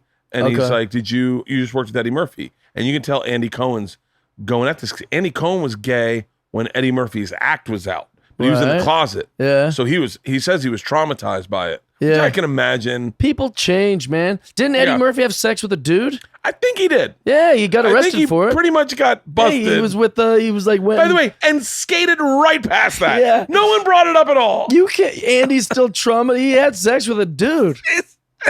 How much more do you want him to do? I have good friends that are into like trans. I don't know the difference, but transgender dude, whatever. Yeah. I have had one, but had two good friends that were like cool with that. And I could still never wrap my head around that. I can never. Our community's so weird nowadays that like just all of it is so strange. Like if right now there's like 45 genders or how many numbers there are, like how many genders there are, why is one of the most popular things on the internet gender reveal parties? You know what I'm saying? Like, oh, my fetus is going to be a girl. Like you'd think we'd be having these gender reveal parties at like 30-year-olds are having like a, hey, good news, everyone come to my apartment, I'm having a gender reveal. I'm a lady. You know what it is? By the way, this is an ignorant statement, but I do think, I think in some cases, they're probably uber liberal parents who are so sensitive to anything. Yeah. Like I'm so insensitive that I bet my daughters at some point probably said, I feel more like a guy than I do a girl. And I was like, huh? Yeah, cool. Wait, are we getting ice cream? What the fuck? Absolutely, yeah. Like, and I bet there's some that are so uber sensitive to that. That triggers them that they go, hold on, let's slow this conversation down. I know you're 3, but I want to hear your thoughts about this. Sure. And I think that we should be very, I know I'm the dumb guy and the drunk guy and the guy who will say whatever, but it's... What are you talking about, me or you? Me. But like both of us, evidently. Except that whole pirate thing. They weren't gay, man. So here's the thing. There's a great quote that says, be sensitive to everything, but offended by nothing.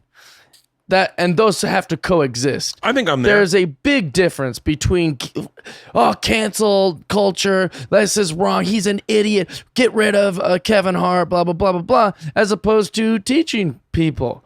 And I don't hate Nazis. I don't hate racists. I don't hate transgender. I don't hate any of these. I shouldn't have lumped transgender with that, but my that shouldn't have.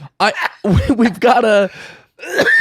With a racist person, you don't yell at them for being racist and hate them. You teach them. You change them. I'm 36. I've only been woke since I was 20. Oh, dude, that's 16 years of. I'm sorry. I've been woke for 20 years. That's 16 years of me watching Shawn Michaels come out in the ring and being like, when's Undertaker gonna kill this homo? Yeah. Like that. He dancing around, sexy boy, toy. I'm like, Tombstone pile drive that twink, Until I became 16 years old and I met some gay people and I was like, oh, that's a wrong way to think. I'm a stupid kid. But at a 36-year-old, I shouldn't walk around pretending I've always been woke since I was a baby. Oh, the problem is there's guys. We're all on a journey, dog. There's guys my age. Like I'm not even woke really. I'm like 1997 woke. Like I'm woke for 1997. That's when it got. I think post-raw. I think I'm only like I've only been acknowledging things. So honestly, this is gonna sound super silly. But since I met Rogan, like when I met Rogan, I said I'm obsessed with him, by the way. Oh, he's the fucking. I can't think of anybody, by the way, who I feel more invisible around. I've been in the same room as him with like 20 times, and I'm like, hey, good set, man. And there's nothing. Like I don't ever know. Like I don't know what's going on. No, like, you're not invisible to him. Tough He knows cookie. who you are, and I'm sure. And Joe's very attentive. Yeah, but he's I'm obsessed with him. He's changed my life in a lot of ways. And all of ours. Yeah, he's a fantastic human and a great comedian. And he invented the long conversation, which is what this is. Dude, I did his podcast, and I said, I was just throwing around the word fag or whatever. Yeah. And he was like, what? I'm trying to stop saying that. And Right. I said, really? And he goes, yeah. I figure if it does affect some young kid who's questioning his sexuality, like, it's not worth it. It's like, it's not worth that one word, right? Right. And I went, yeah, dude, I stopped saying the word. I mean, I'll say it at time. Like it's without complete and total hate. If you're quoting John Rocker. Yeah.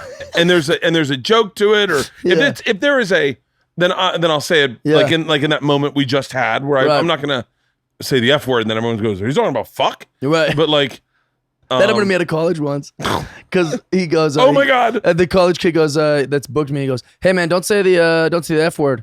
And I go, "Fag?" And he goes, "No, don't say that either." But no, I meant fuck.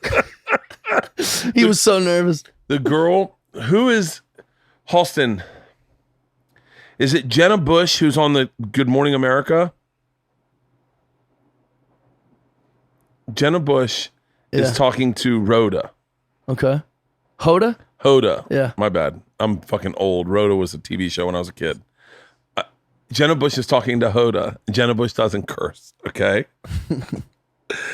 and they're talking about farting. Okay. Okay? And she says to Hoda, I hope I'm getting this correct. She goes, have you ever farted in public? And she goes, no. But one time, oh no, I was in an elevator with this guy, and I did the F word. And Hoda's like, thinks you fucked him? She said that? No. Oh. But you can see in Hoda's eyes. Yeah. And then Jenna realizes what she says, and she goes, I farted. I was like, one of those moments that you get, like, it's like seeing a dolphin at the beach where you're watching morning TV. You know, there's no reason you're watching it. It's because you're hungover. I F-worded in the elevator, and they're like, I did the F word in the elevator. You fucked. Oh, it was so funny. That's amazing. Jenna Bush, she's someone I'd like to have on this podcast. You should have her. She'd be mortified. Do you ever think, who would you like?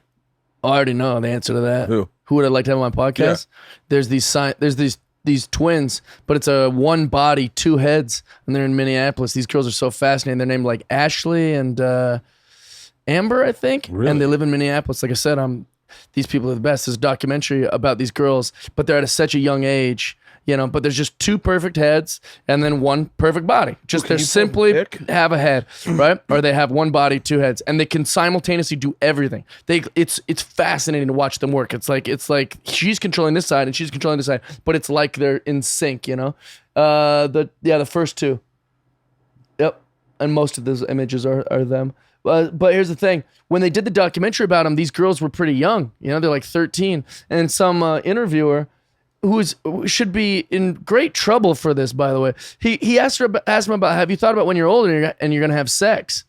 Which is an inappropriate question to ask a teenage 13-year-old girl, yeah. But it's the question we're all asking, you know, maybe once they're adults. And so they both look at the guy that's asked the question. So ask me, do I know what I'm going to do when... So have you thought about what you're going to do when you guys have sex? That's private.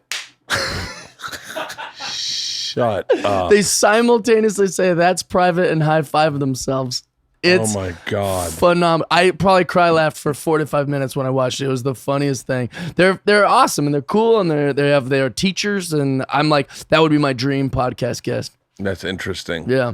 Yeah, I remember the Siamese twins I got. I used to have a Siamese twin joke. Oh yeah? Yeah, but I don't I was now like, you can't do it no more. No, the joke was I just came up on the fly. I was talking to two twins in the audience. They were beautiful. And I was like, you ever notice that twins are always gorgeous? Unless, of course, they're Siamese. Yeah. But the Siamese twins I got when I was a kid were the ones that were facing the other direction. Oh, yeah. I've seen a lot of that. One was a country music singer. Yeah, and so she's just lugging the other one around in the music video, and the other, Yeah. she's not contributing or nothing. She's dancing around with kind of like what are those things called? Like a stroller? Like she's in the thing. Yeah. I know exactly who they are. Yeah. I'm obsessed with people that are just unique. I shouldn't say crazy. Different people. Do you remember the Anyone guy? that's different than you, I want to meet that. Different than me, I want to meet. Do you remember the tree man?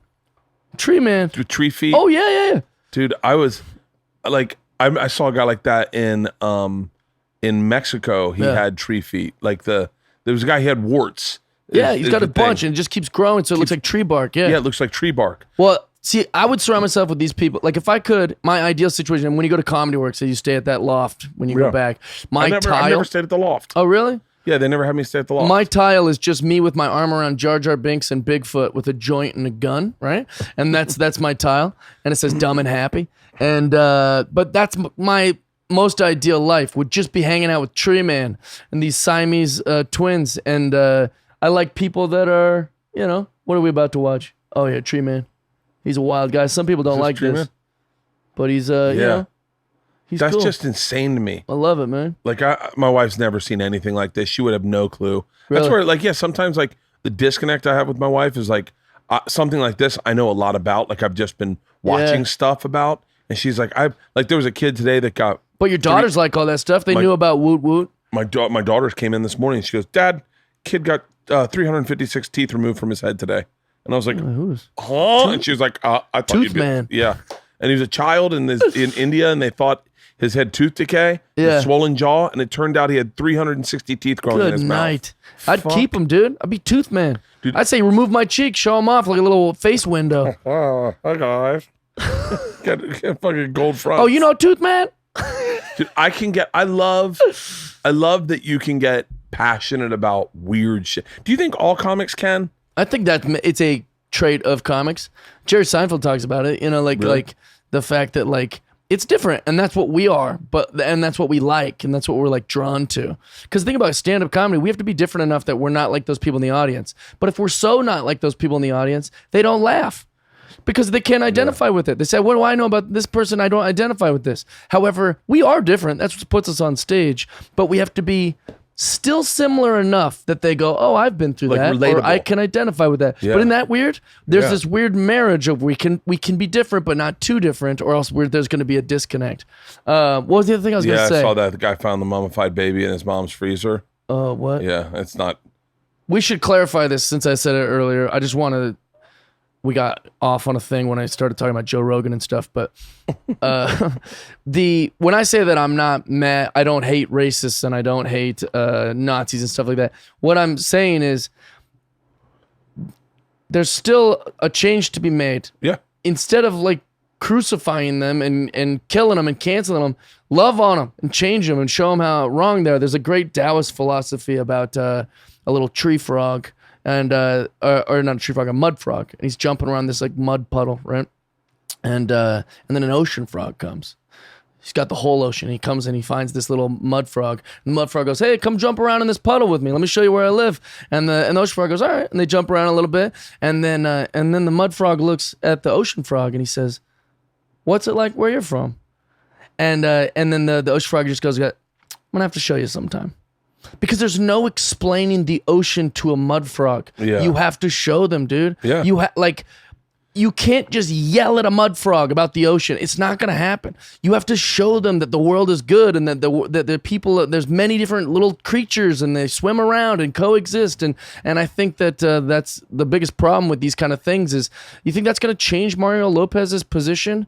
You think it's going to change John Rocker? It makes you double down in your heart. Like, I'm not saying that, I don't think Kevin has any hate in his heart for gay people, but I think he has hate in his heart for the people who told on him. Yeah. And I think that hate, a lot of people hate Antifa right now. I ended up spending some time with some people that are in Antifa in Portland. We did this bike race, and I hung out with all the Antifa kids. Right. And they were all very, very, very sweet people. Yeah, because they weren't coming at you. Yeah, and you weren't coming at them. And they're very similar to who we are, but they're just also disenfranchised. Do you know who Alex Edelman is? He's a Jewish comedian. He had like won Best in Fest at like Edinburgh and all this stuff. He's a really sweet kid, and he's the most Jewish kid I've ever met in my life. Like he's like an encyclopedia. He can turn anything. We'll talk about Muhammad Ali, and then he'll bring in Howard Cosell and Billy Crystal and tell us a moment. Like he can't not talk about Jewish things. The most Jewish. He's very obsessed with his culture. However, he went to a meeting. It was an open meeting between Nazis, and he just came and showed up and didn't tell them he was Jewish and just got to know them. And about halfway through, someone goes, "You're a Jew, aren't you?" And he goes, "I am." And he's doing like a one-man show about going and meeting with those people. And he said, the most interesting part I found about that is that one of the guys was a little dismayed. He was like a little like sad because he thought this kid was real cool. He's like he liked Alex until Alex revealed that he was Jewish, and then he was like it fucked with his brain. Like, no, I've learned all these things about Jews, and I've heard, I've said all these things, and damn it, I was really, it was like a blind side of finding that out. But I just wanted to clear that up. I've had the exact opposite happen to me. Where I was at a meeting, and they were like, "Hey, I really," it was all a bunch of guys, and it was Hollywood was my first deal, and they're like, "We really appreciate that you coming in today," and I was like, "Don't mention it. I had nothing to do today." And they're like, "Well, no, it's Rosh Hashanah." And I was like, "I'm not Jewish." And they're like, "Oh, no. You're not?" And I went, "No, is that a problem?" And they're like, "Well, we just thought, we just thought how cool, like." We thought for sure Bert Kosher was a Jewish guy. Dude, I obviously I've grown, I know a great deal of racist people. Our family, I won't say any grand specifics, but sure. I have family in rural South. Yeah. I'm not saying that anyone in my wife's family. I'm just saying that my wife's got a very big family, and you're going to run into some people with some thoughts. Right. And it is very difficult to parent that. Yeah. And to say to your children, listen. I mean, it gets very tricky because you're like, you still love them, and you still, and I mean, maybe not even love them because they're a little distant, far removed, but you still, they're part of your family, and you just it's really tough. I don't think it is. I think you love everyone. But then my sister, you love them all, and then you say, listen, they got to work on some stuff. You think, I need to work on some stuff. I'm not who I'm going to be tomorrow. I'm not who I'm going to be in 5 years, and I'm not who I was last year or who I was when I was 10, where there's always this changing mind gathering experiences and gathering these things. And if you work on saying, hey, I'm open-minded to meeting some people that I think I don't like, like you think you hate snakes or something, go play with snakes. Yeah. You think you hate, skydiving, go skydiving. Like that's how you live your life. And you have to do that with each other. We live in a society. Like you gotta, I don't know. I know that sounds preachy, but it's weird for us to say, because I think most people know, I shouldn't say that, but like, most comics, I would almost say all comics, but I know there's been some outliers these days. Most comics are the most open-minded people in the fucking world. Our working environment is everybody. Yeah. It is a lot of white males, but it's black diverse. dudes, chicks, ages, gays, genders. Everything. Everything is there. Dude, there's a young lady, transgendered woman. Did I say that right, Alston? Yeah. There's a transgender woman who did an open mic. She's gorgeous and funny. And I was like, she's hot as fuck. Yeah. Then I found out she had transitioned, and I was like, oh fuck. Like, got me fooled. There's a young lady, I wish I knew her name. She's in Denver. She's a transitioned comic in Denver. Yeah. And she does Photoshop, and she is fucking hilarious. And so I see her. This is gonna, I mean, I'm not gonna preface anything. I'll just tell you. Yeah. She does a Photoshop for me. It's funny as fuck. I check out her profile on Twitter. She's hot. Yeah. I check out her stand up. Yeah. And the first joke is, so I'm a transgender female, and I was like, I'm still here. I'm still here. I'm not going anywhere. I thought you were hot. You're still hot. Yeah. It doesn't. I just want to hear the joke, and it was a good fucking joke. Yeah. And I wanted to reach out and go, hey, if you ever want to open for me, sure. But then I was like, I wouldn't do that for a hot chick. Right. I wouldn't do that for even a funny dude. I just would be like, but now here I am going like, I know you've probably struggled a little more than a lot of let me help you get a leg up. I'm like, I should treat them equal. I would not, if that was just, is that her? Sandra Cass, yeah. That's the girl. Yep.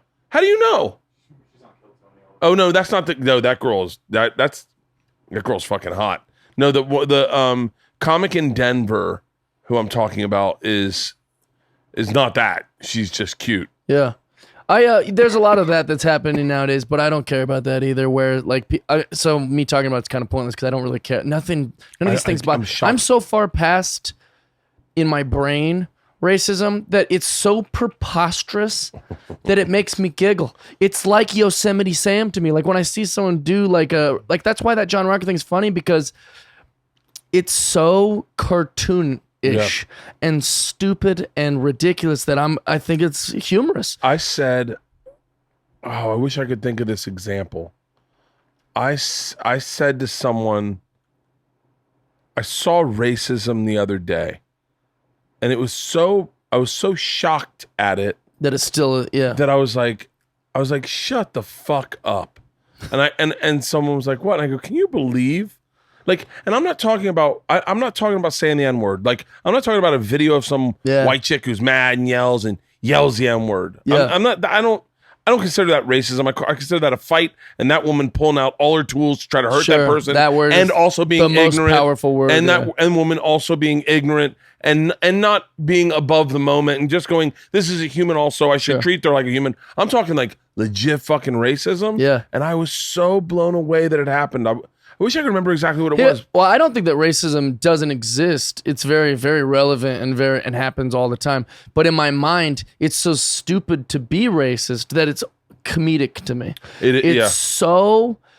That's why, like, I'll say like like an old man racist joke or something to my friends, like in my living room, and it makes me giggle the same way like a joke about anything else would. And maybe I shouldn't, but it's so stupid to me that it becomes funny. I was doing this character to my daughters of this misogynistic guy. Like, because that's ridiculous. And I just kept doing it because it was funny to me. I was like, who the fuck would say these things? But then I realized I'm saying these things to two girls.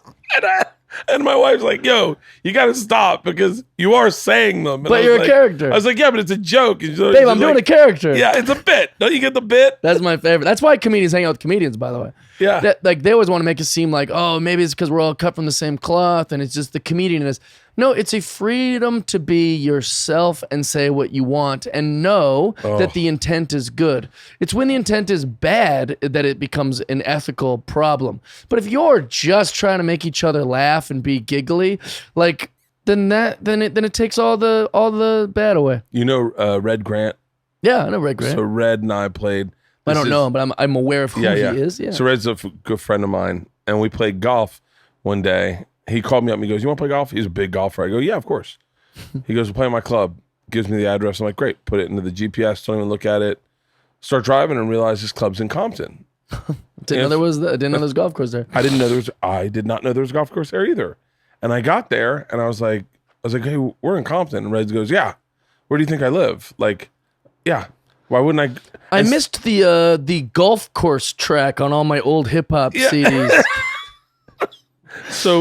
But this is and by the way, I say this story to show you the freedom comics have. Yeah. Is like any comic to another comic could never offend another comic. Never. And so Red and I were playing golf with two of his buddies. Yeah. And we're on like the third hole, the fourth hole. And it is so fucking loud on this golf course. Everyone is talking through everyone's sirens. When no. When you go to putt, they're like, "Nah, dog, you ain't got this.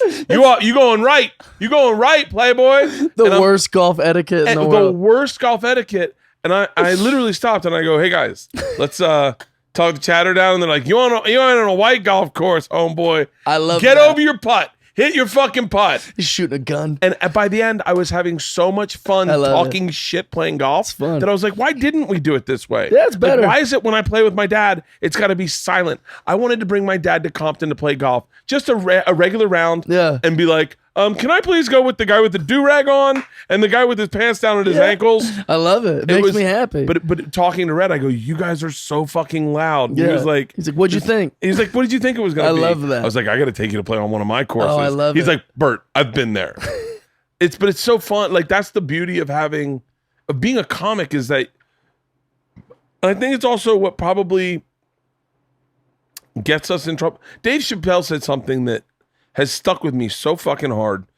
I don't know if he said it on a special. I don't know where he said it, but he said we have the responsibility to talk reckless. Yeah. It's our responsibility to talk reckless and say crazy shit. Now, I definitely have talked massively reckless on podcasts. Right. And I have so many hours of speaking on podcasts that like now I've just given up. Like if someone wants to catch me, then it's there. There's a body of work to look through. But on stage, I'm definitely looking at this new hour of like talk a little reckless. Like talk a little reckless and take big swings because no one wants safe comment. No one wants to be like you can be clean, but there better be some edge. Yeah. The edge is important. And maybe you don't want to say fuck a lot, but you at least have some edge. At least have that there. Yeah. And I think that's important too, is like, I can confidently say I've said awful things. I've said things that I later changed my opinion about. Yeah. I've said things that were racially insensitive, gender insensitive, trans insensitive. I've been guilty of all of these things. Myself However, as well.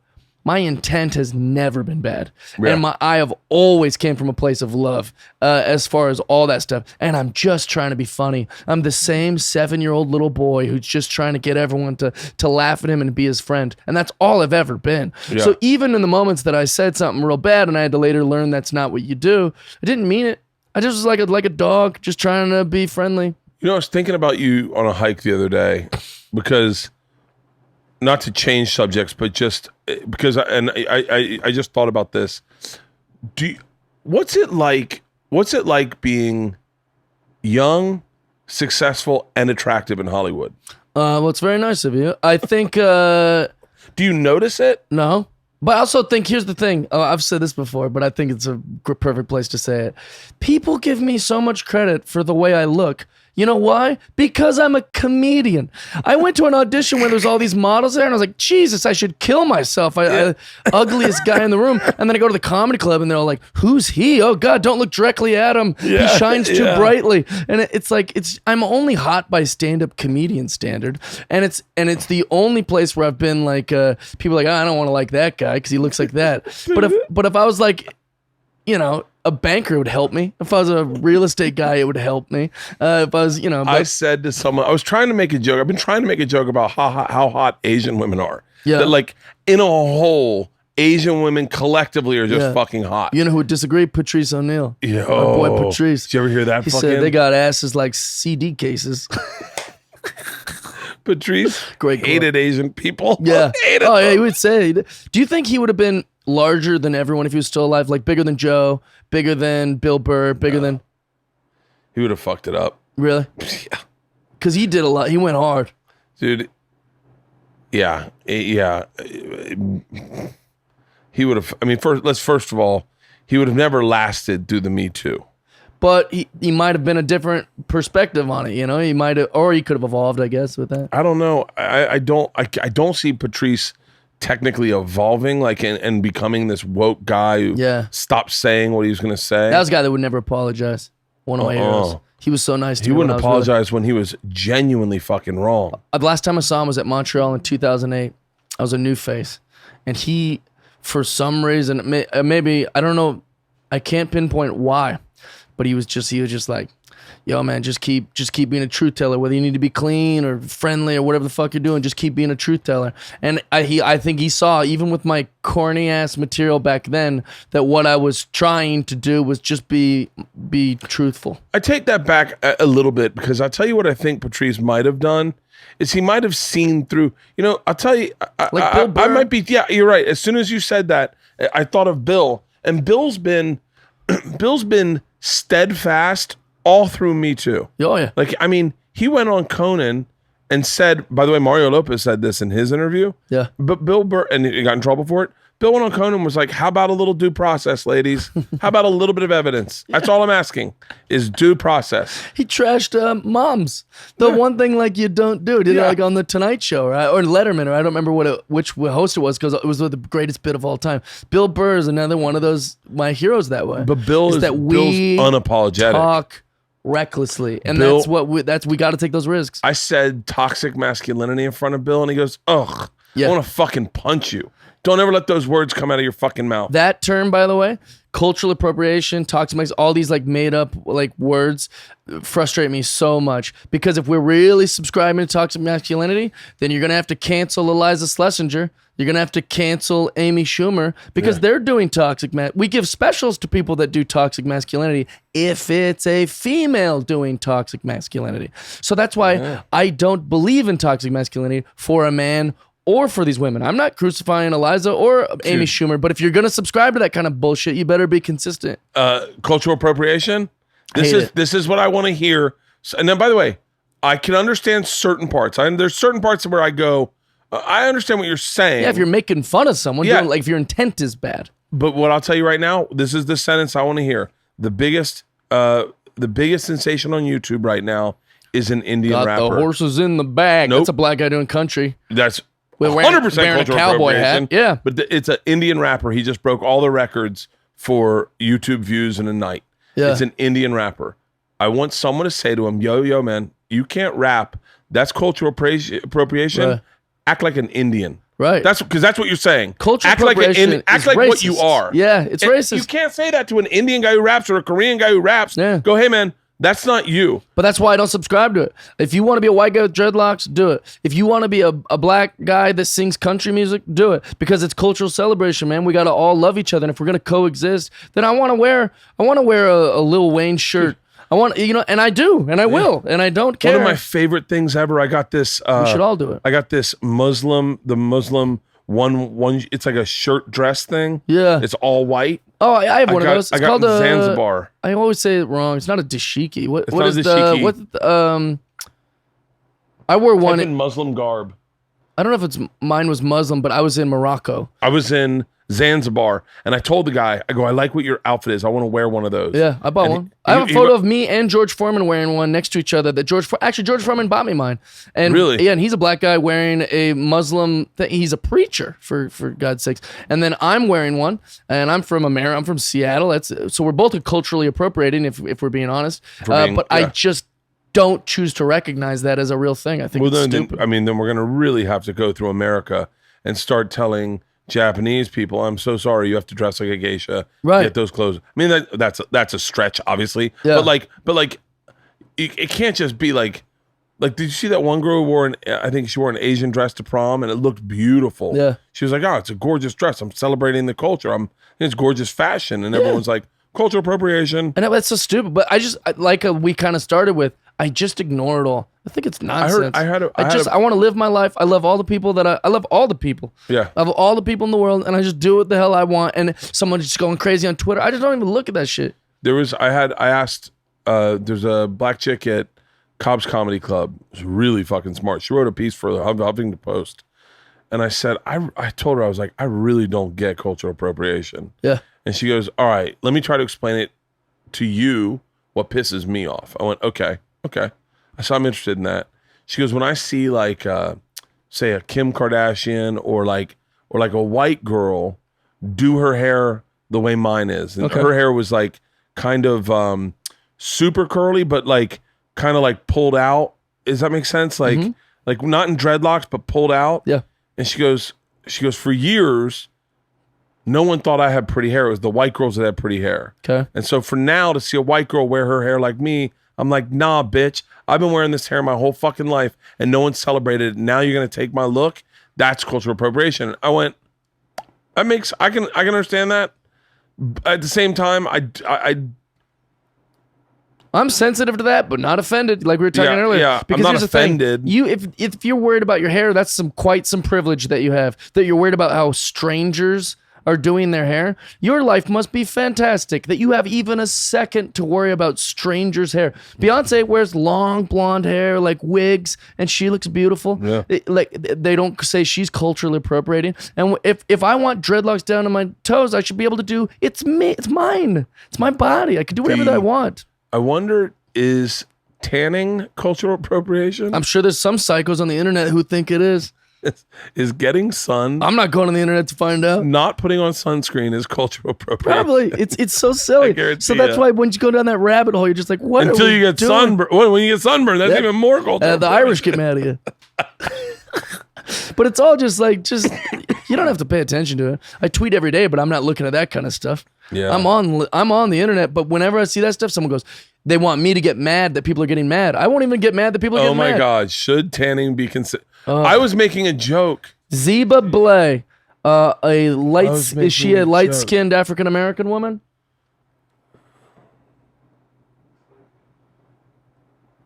She is. Swedish company came under fire selling dark-colored tanner called Dark Chocolate after pictures posted on social media that featured white models, the skin that appeared to mimic black skin. Okay, I've seen the pictures of the self-tanning where they look like a black person.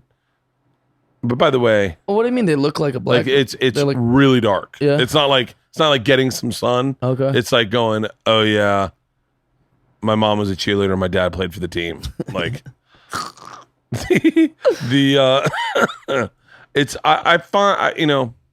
I stay off. I really do. None stay of it off bothers Twitter. me, man. I love all those people. I love the person that's mad at those white chicks, and I love those white chicks for doing whatever the fuck they want. I get turned on by like those black chicks that write those articles that get like fucking.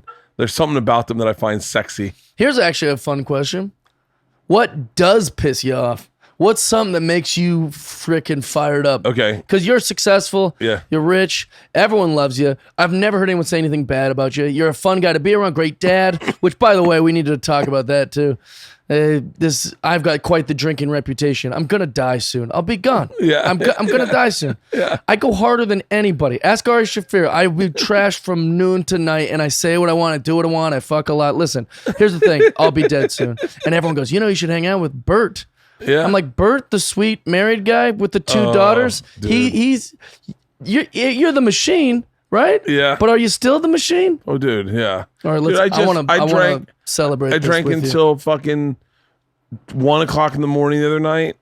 Slept a couple hours. Got on a bike. Rode it 70 But that's the thing. miles. Does the machine ride a bike? Yeah, why not? Does the machine go from? That's how I get rid of a hangover. Oh my goodness, Dude, you're all fit now. I'm not fit at all. I still party pretty fucking hard, harder than I should.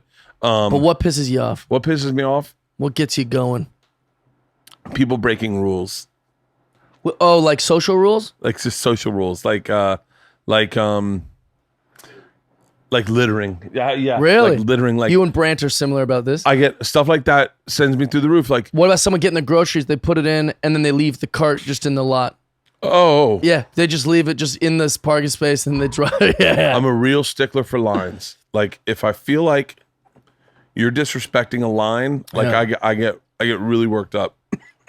If I see you breaking simple traffic rules, like if I see you cutting through a gas station so that you don't have to wait for the red light, I go, come on, man. Yeah, what are you What are doing? we fucking animals? Come on, dude. Like this is apocalypse shit you're doing. Yeah. Like I get really bothered by rule breakers. Here's the real. All pretty frivolous. Every comic gets pissed off by really frivolous things. Yeah, and I the don't- big stuff, we couldn't bother. The big stuff. Like someone was talking about abortion. I was like, I don't care less about any of Speak that. up, say what you want. Yeah, sure. I respect your opinion. I respect yours. You want to fucking cut throws a the gum wrapper. line to get an abortion. That's when I get outraged. Maybe it's because we're in airports so much. Dude, it is Like nobody definitely- respects a goddamn line at an airport. They Oh. all file in from the sides. You're like, we know what lines are. Jesus. Dude, go to Europe. The lines in Europe are fucking chaos. Oh yeah. But here's the caveat to that is my wife will say that sometimes I don't believe rules apply to me Why does she say that about you? because I have acted in ways that you would presume rules don't apply to me. So like Like a child. but if Chris Porter caught me doing this. So like I'm a stickler for lines. I will tell you to the day I die, I don't like rule breakers that cut lines, right? Right. However, Uh-oh. when I fly first class, and sometimes people, when they go to board, everyone just starts going like I hate it. like they don't know. It drives me And crazy. so I will very adamantly explain to people as is this for first class? Are you for first class? Oh, nice. Is this for first class? Is this first class yet? Are they calling?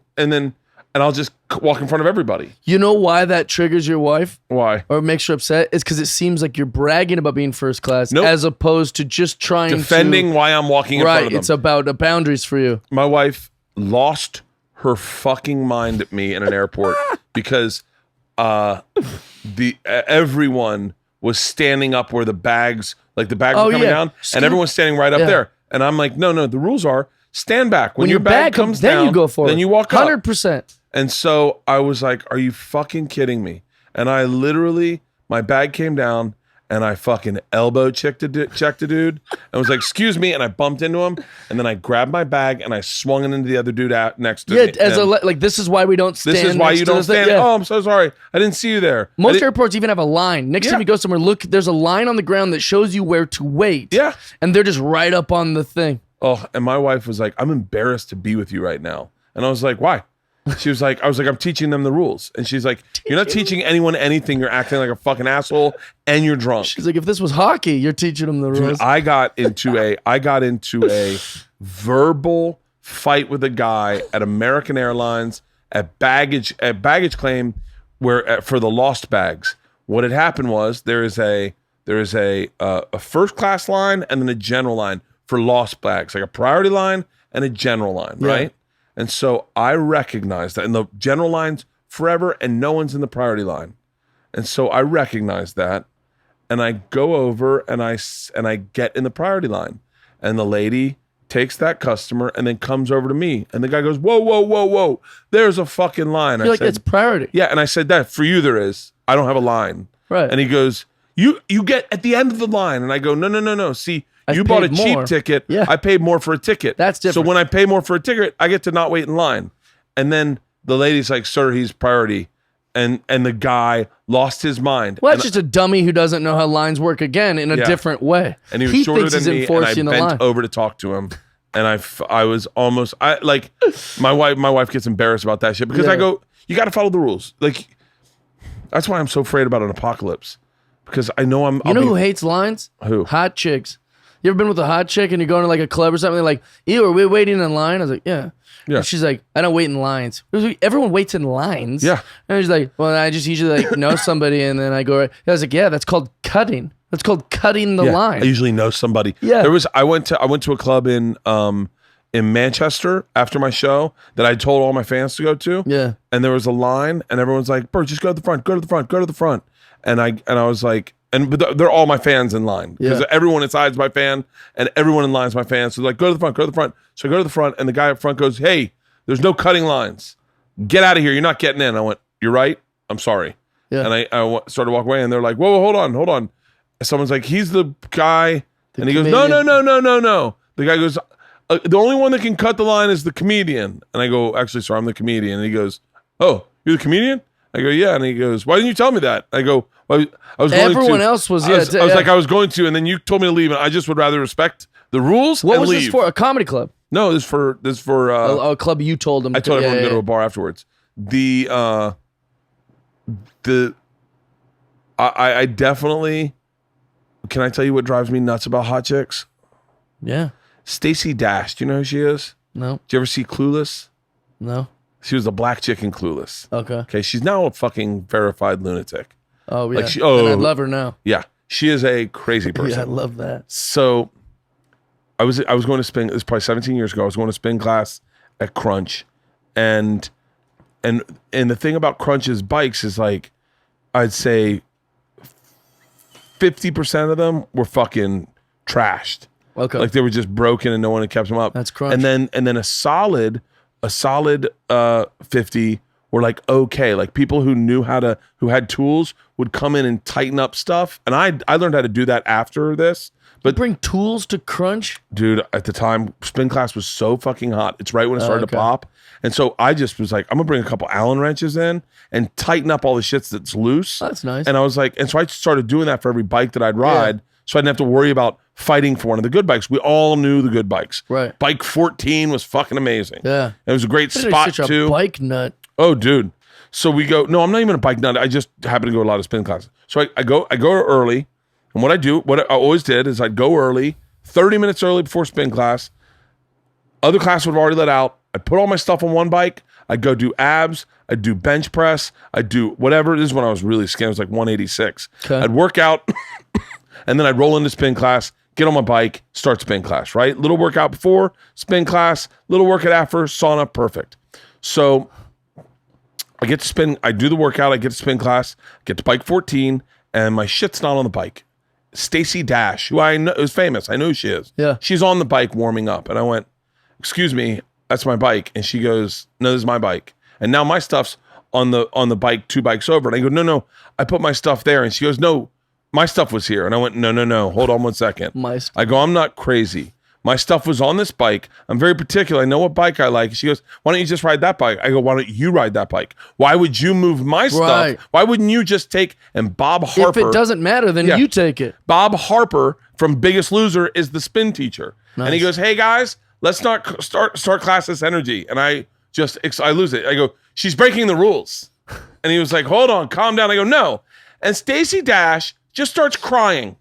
Going, I'm going to end this one. Oh my. He's talking aggressive to me. I was like, you fucking cunt. You took my bike. Yeah. She took my fucking bike. By the way, I'm not even sure it was Stacey Dash. Does that count as gaslighting? When you do a thing and then you say, hey, you've done a thing and that's wrong, and then they make you in trouble for it? That's gaslighting, isn't it? It's gaslighting. Does it count as gaslighting? Never used that word before. My wife did that to me this morning. Morning. I said, we were talking about my old assistant and why he quit, right? Yeah. Because I never really thought about why he quit. I just figured he got a better job. Right, something happened. And my wife's like, no, I don't think it was a better job. I think he just quit. So I think he was done working for you. And I was like, no. He's done working for me because he got a better job. It wasn't a better job, though. It was just a job. Like it wasn't a better job, but it was a job more in the lane of what he was doing. Okay. And I said a couple things. I said, number one, He's a grown man. He's like 30 in his 30s. I wish right now if he's listening to this, he's like, wow, Bert, you really didn't listen at all, did you? I'm 23. But like, I think he's in his 30s. Yeah. It's a grown man. I said, I think sometimes grown men, I know I felt like this when I was working with other comics that were older than me and I was their guy. Grown men don't want to facilitate other grown men's dreams. Yeah, they want to live their zero own assistants dreams. want to be assistants for free. And Or forever, I mean, is what I mean. Not for free, Yeah. forever. And she goes, maybe it's the way you talk to him. And I went, excuse me? And by the way, I we had a fine relationship, but we didn't talk much other than business. It's not like we were like, I was like, hey man, I need to talk to you about my wife or anything. Yeah. She goes, no, it's just the way you are. Like, you're like, get me a Coke and get me a soda. Give me a double Tito's and soda. And I was like, I never did that to him. And she goes, honey. And I went, hold on one second. And then I got upset. And she goes, oh, wow, you're making a thing out of this. And I was like, yeah, you just upset me. Like, I get to make a thing out of the thing. Right. I didn't just come out of nowhere. I wasn't laying in bed going, motherfucker. Right. I go, you brought this up. And you're telling me that the whole time I was like, get me a soda. I go, listen, if he was standing by the refrigerator and I was sitting down, I might go, hey, will you grab me a Diet Coke? Right. But I wasn't from my room like, Cobra, get me a soda. And she was like, calm down. Yeah. You're really like, and I go, you're gaslighting me. Absolutely. It is gaslighting. It's definite fucking gaslighting. Yeah. God, I wish you were in bed with us this morning. That way, I wish That, there should be an app called Eavesdrop. well, didn't Jerry Seinfeld had a show called it wasn't successful, and I think it wasn't The Marriage Ref. The Marriage Ref. That's Yeah. a great idea. I want that Because- to be an app though. Nothing beats crying. So like if you cry, then now you're like, gosh, I wasn't even wrong on this one, and she's crying. Here's the app. You Now ready? I'm apologizing just because I don't want her to cry no more. Yeah. But also like I used to have to tell my ex-girlfriend that a lot. A long time ago, like 10 years ago, that ex-girlfriend, I would have to say to her, hey, I do get to be mad sometimes. Like not every time I get mad do you get to cry, and like sometimes you're gonna be wrong and I get to get mad about it. Yeah. That's allowed in the relationship. That's the transition. Dude, I was You get so to get upset. mad at me, and I was so it's upset with this equal. before I knew Bob was gay. And now I realize he was just like probably siding with her more than the fucking meathead. I don't know who Bob is. Bob Harper from The Biggest Loser. Oh yeah. I found out he was gay at Nordstrom's. Yeah. I saw him You know hold how many hands. women are probably so sad that dude's gay? He's a I was good-looking sad. guy. I was like, oh. Yeah. That guy must crush in the gay community. I was like, I thought you crushed pussy like a motherfucker. I mean, he's probably he must be like king gay guy. He's such a good looking Dude, guy. he's the kind of guy, if you're gay, if Tim Dillon dated him, he'd You change settle his down. life. He You changed his settle life. down Yeah. with him if you. Oh, you date settle Bob. down with Bob Harper Yeah, in a fucking you propose. second. That's the key. And you'd start dressing like him and getting his tattoos. You just We morph work into out him. in the morning. But yeah, Bob Harper kept going, hey, it's not worth it. Just take that bike. And I wanted to be like, half the bikes in here suck dick. She knows that. Yeah. She stole, by the way, I'm not even sure it's Stacey Dash, but she stole my bike. I'm pretty sure it's Stacey Dash. Oh. It's been a while and I just have associated Stacey Dash to this story. But I remember being so fucking angry. It's like, it's always been my biggest problem with women ever is that they get to cry and get out of a fight. Oh my gosh. That yeah. And I my can't handle that wife's kind of wife's stuff. yelled at me because I've made it such an issue. I said to my daughter one time when she had gotten in trouble, she had done something wrong, and then she just started crying. I go, hold on. That's not yeah. I go, you're not gonna just cry to get out of this. And she's like, this is how. And my wife's like, hey, this is how she's feeling. I go, I think I said something horrible about this is why Condoleezza Rice Oh, is no. where she is. You made it because political She and doesn't racial. cry. She's a fucking Powerful She's a woman. powerful woman at Right. 9/11. You know what she did? She waited in the boardroom for everyone to get done crying. And my wife's like, what the fuck is wrong with you? And I was like, I don't know. Condoleezza I don't know. Rice was a hero of I mine. know what she was for a like when weird she was period. 5. No, I heard 9/11 happened. Yeah. Everyone called their families. Everyone checked in. Everyone had their drama. Condi didn't do shit. Yeah. She walked into the boardroom Game and mode. waited. Game mode. I Guys, like that. we got fucking work to do. Yeah. That's who you want in your corner. Absolutely. Fucking, that's a badass motherfucker right there. She's the only person at what's the Masters? What is that golf course? Augusta? Augusta, yeah. She's the only member that is female and the only member that's black. Really? Yeah, she's the only member. Oh. All the rest of them are just old white guys. But you know they love her because she's a Republican and she worked with G-Dub. Yeah, they give her J-Dub, G-Dub. She gets the pass, man. They're like, she's awesome. Yeah, dude. I think Condi's sexy.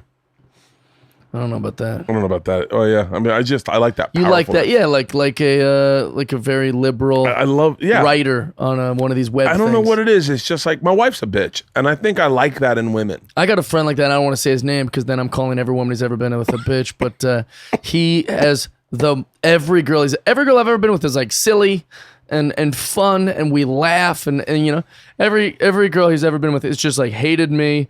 Arguably hated him, just stern, just like a powerful woman. My wife's getting bitchier. Like, I can see it just getting bitchier. And you know what changed it? This is going to sound really fucked up. I'm so This is going to sound really fucked up. My wife, she's getting bitchy. This is going to sound really fucked up. Halston, tell me if you've noticed this change. My wife got... He's like, I'm not touching this. Got this laser genesis thing. Laser treatment. Yeah, and it genuinely has.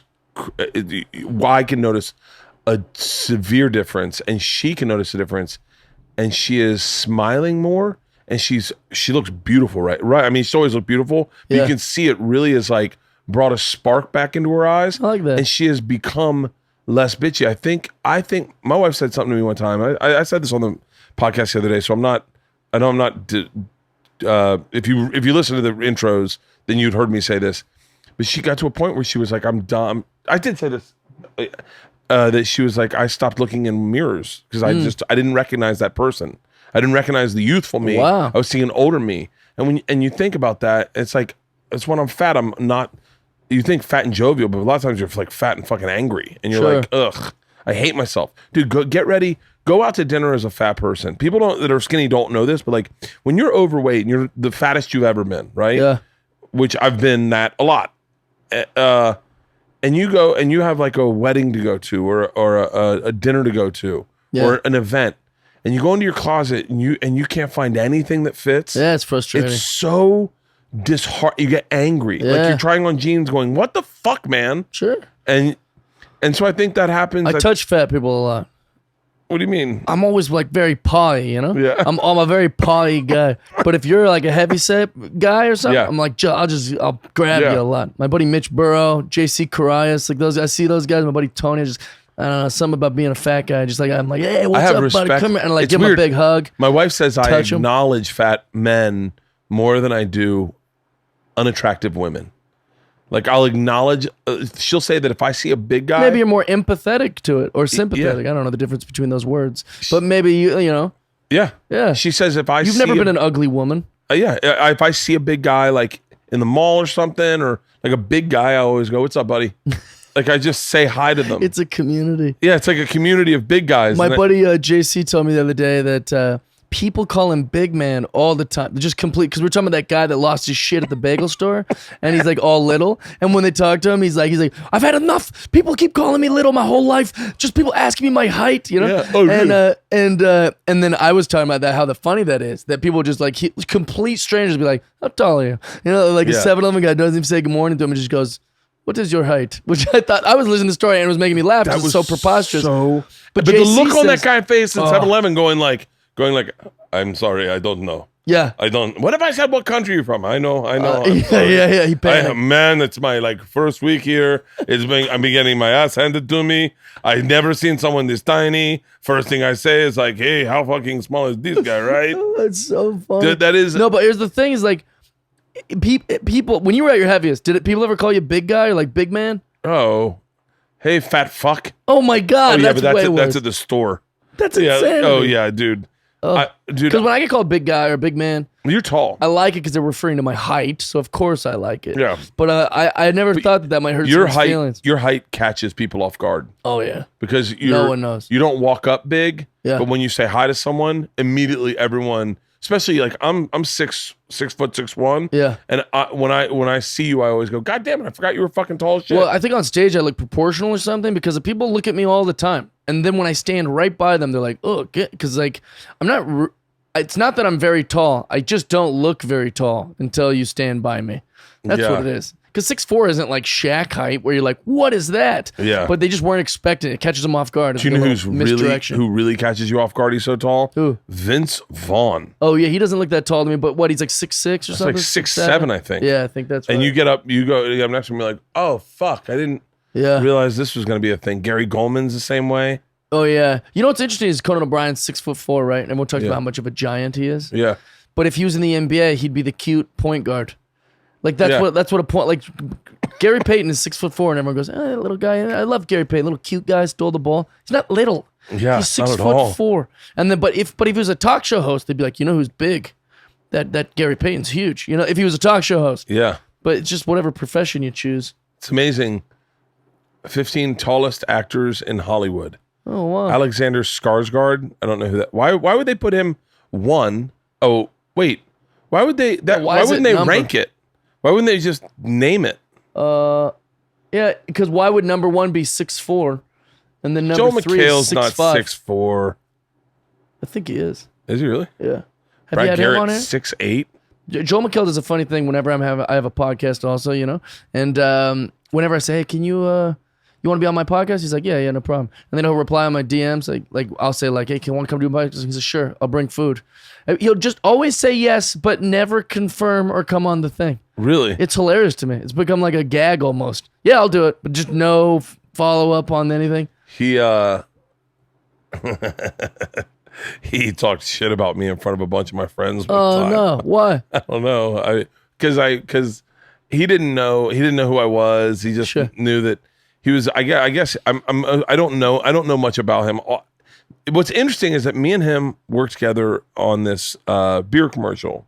I got a deal with Budweiser to do a series of beer commercials. It's like an overall deal that then turned into a sitcom. Yeah. And so like what you do is you do the beer commercial. You do like 5 beer commercials, and then those 5 beer commercials would parlay into a sitcom. Cool. And it was up between me and Dane were the 2 people, but Dane didn't drink, didn't know it was a beer commercial. Yeah, it's a beer commercial. Dane would be the worst for a beer commercial. Told him, yeah, I don't drink. Yeah. And Dane didn't need it at the time. He was blowing up. Right. He was about to blow up. And so I got it. And so in order to help move along the project, we shot some footage. And they said, hey, we're going to do this at this acting class. We've got 3 actors that are going to be, technically, we'd like them to be in your sitcom, but they'll probably be in the commercial. They're great commercial actors. And one of them is Joel McHale. I don't know who everyone else was. One of them is Joel McHale, and I was so shocked at how talented he was. Yeah, he's very talented. He was really talented, and he was really good at improvising. And I got to be honest with you, the deal went away, and probably because I think they watched it and they're like, fuck this Bert guy. We should get Joel. They didn't. I don't know why the deal did go away, but it wasn't for that. But Joel was really good. Yeah. I saw him in an audition one time. He didn't. I don't think he remembered me. He's did like a with his eyes, but I don't think he remembered me. And I remember going into the audition and saying to the lady, "That guy is." I was right after him. I go, "That guy that was just in," and she said, "Joel McHale," and his headshot was right there. I go, "That guy's a great fucking actor." And she went, "Really?" Nice. I said, "Yeah, we did a thing together for Budweiser, and he literally. I mean, I didn't realize I was talking her out of I'm picking you. Yeah, but I've done that a bunch. He ended up getting the role, by the way. Yeah, that's great. And so he was up for Loveline, and it was between him and like I want to say Kyle Cease maybe, like and this guy Stryker. A bunch of people were up for this to replace Adam Carolla, and he was on E at the time. I don't think he had Community, but he was on E, and they had all their auditions, and then the next Monday, I came in and just to do Loveline because I wanted to do Loveline. Right. I just always wanted to do Loveline, and they had openings. They didn't have a co-host. They weren't auditioning. They didn't have anyone lined up.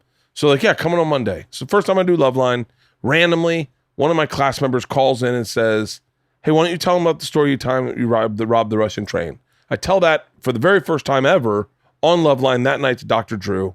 I have a really great appearance. I become close with Dr. Drew. At that moment, he's like, "Come back tomorrow." So I go, okay. So I come back to host again tomorrow. And Drew's like, "Tell the Russian mob story again." So I tell it again. Yeah. Right? And apparently the next day, Joel McHale, I won't rat out these friends, but is around these people and doesn't know they're friends with me and is like fucking trashing me. Oh, really? So who the fuck is this Bert Kreischer? This fucking guy's a nobody. He's a no name. He's not even talented. I listen to him. He's a fucking horrific fucking hack. Oh my God. And then my friends called me immediately like, just so you give you a heads up, Joel McHale hates your guts. Yeah, that sucks. I feel like you guys would get along great, man. I feel like we would too, but I can't imagine anyone not feel like- liking you or him. But I mean, how many times have you done that in life? I wouldn't hold it against him. But Yeah, like, how many times have you done that where, I don't know, you get later caught up walk in the away, business, yeah. and you talk shit about someone, not realizing they're friends with someone, and then I kind of did that today almost. for real? I might have, yeah. To who? He had, the head of Fox, Rob Wade. He asked me what happened at NBC, and then I started telling him a story. And I forgot that I didn't remember till I got to my car that like he's really good pals with the head of NBC. Yeah. And I was just like, why did I do that? Oh, I've done I that. should have just kept my mouth shut. I have done that so many times where you're like, so tell us what the big problem with your last show is, and you start trashing it. Yeah, I'm a dummy. I just should have just shut up. It was great. I love everyone over there. That's what I should have said. It was the best experience So of my life. Stupid. Oh. Here's one though. You said the beer commercial reminded me of Faison Love, Yeah. dude. You know what happened to the Casey Improv? No, but I've heard so many Faison I Love can tell you stories. everything. So Faison Love, if you go to his Instagram, he's talking about how racist the Casey Improv is and saying all this like bad Oh, stuff. Casey about Improv, I know that. I know all Jeff of them. runs Yeah. that one, right? Jeff runs it, but Amanda's the manager Yeah. also, and really great group. Staff's great. They've been the same staff forever. Kevin is one of the Yeah, managers. I love the Casey Improv. Great place. Not racist. Very Attached good. to the arcade. So yeah, the barcade thing. So what happened is he's doing his show. It's fine. It's packed. It's good.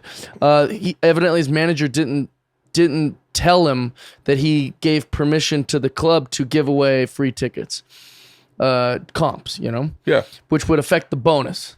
So it looks packed to Faison. He thinks he sold the place out. And how many times have you been in one of those funny bone management offices or whatever club you want to insert there? And they say, we were close to your bonus. And I was like, why don't you just make the bonuses $1 million if you're never going to give it to me? You know, just and that's where I'm at in my career. They had to give away a bunch of tickets to pack it out. They weren't sold tickets. It's on me. I should sell more tickets. So anyways, Faison goes in there. He's expecting like some big bonus or something for the sold out shows. And they say, no, this is your minimum and that's what you get. Well, I think what a mature person would do or what a normal person would do is, they'd be upset, but then they just take it up with their management or the agency and then figure it out.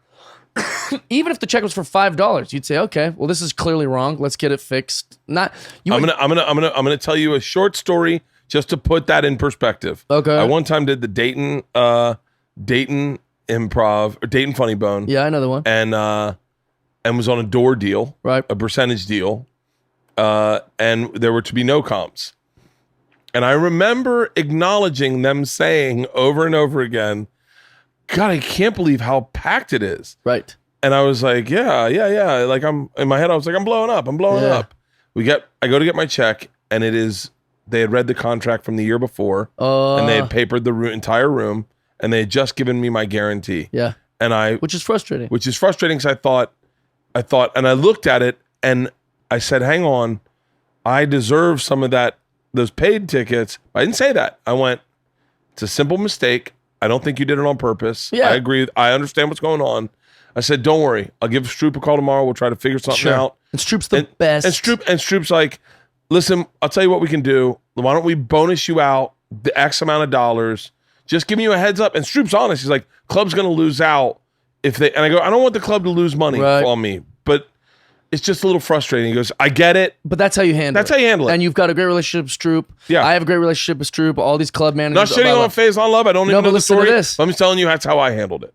Faison Love loses his mind on the manager, who's a woman. Yeah.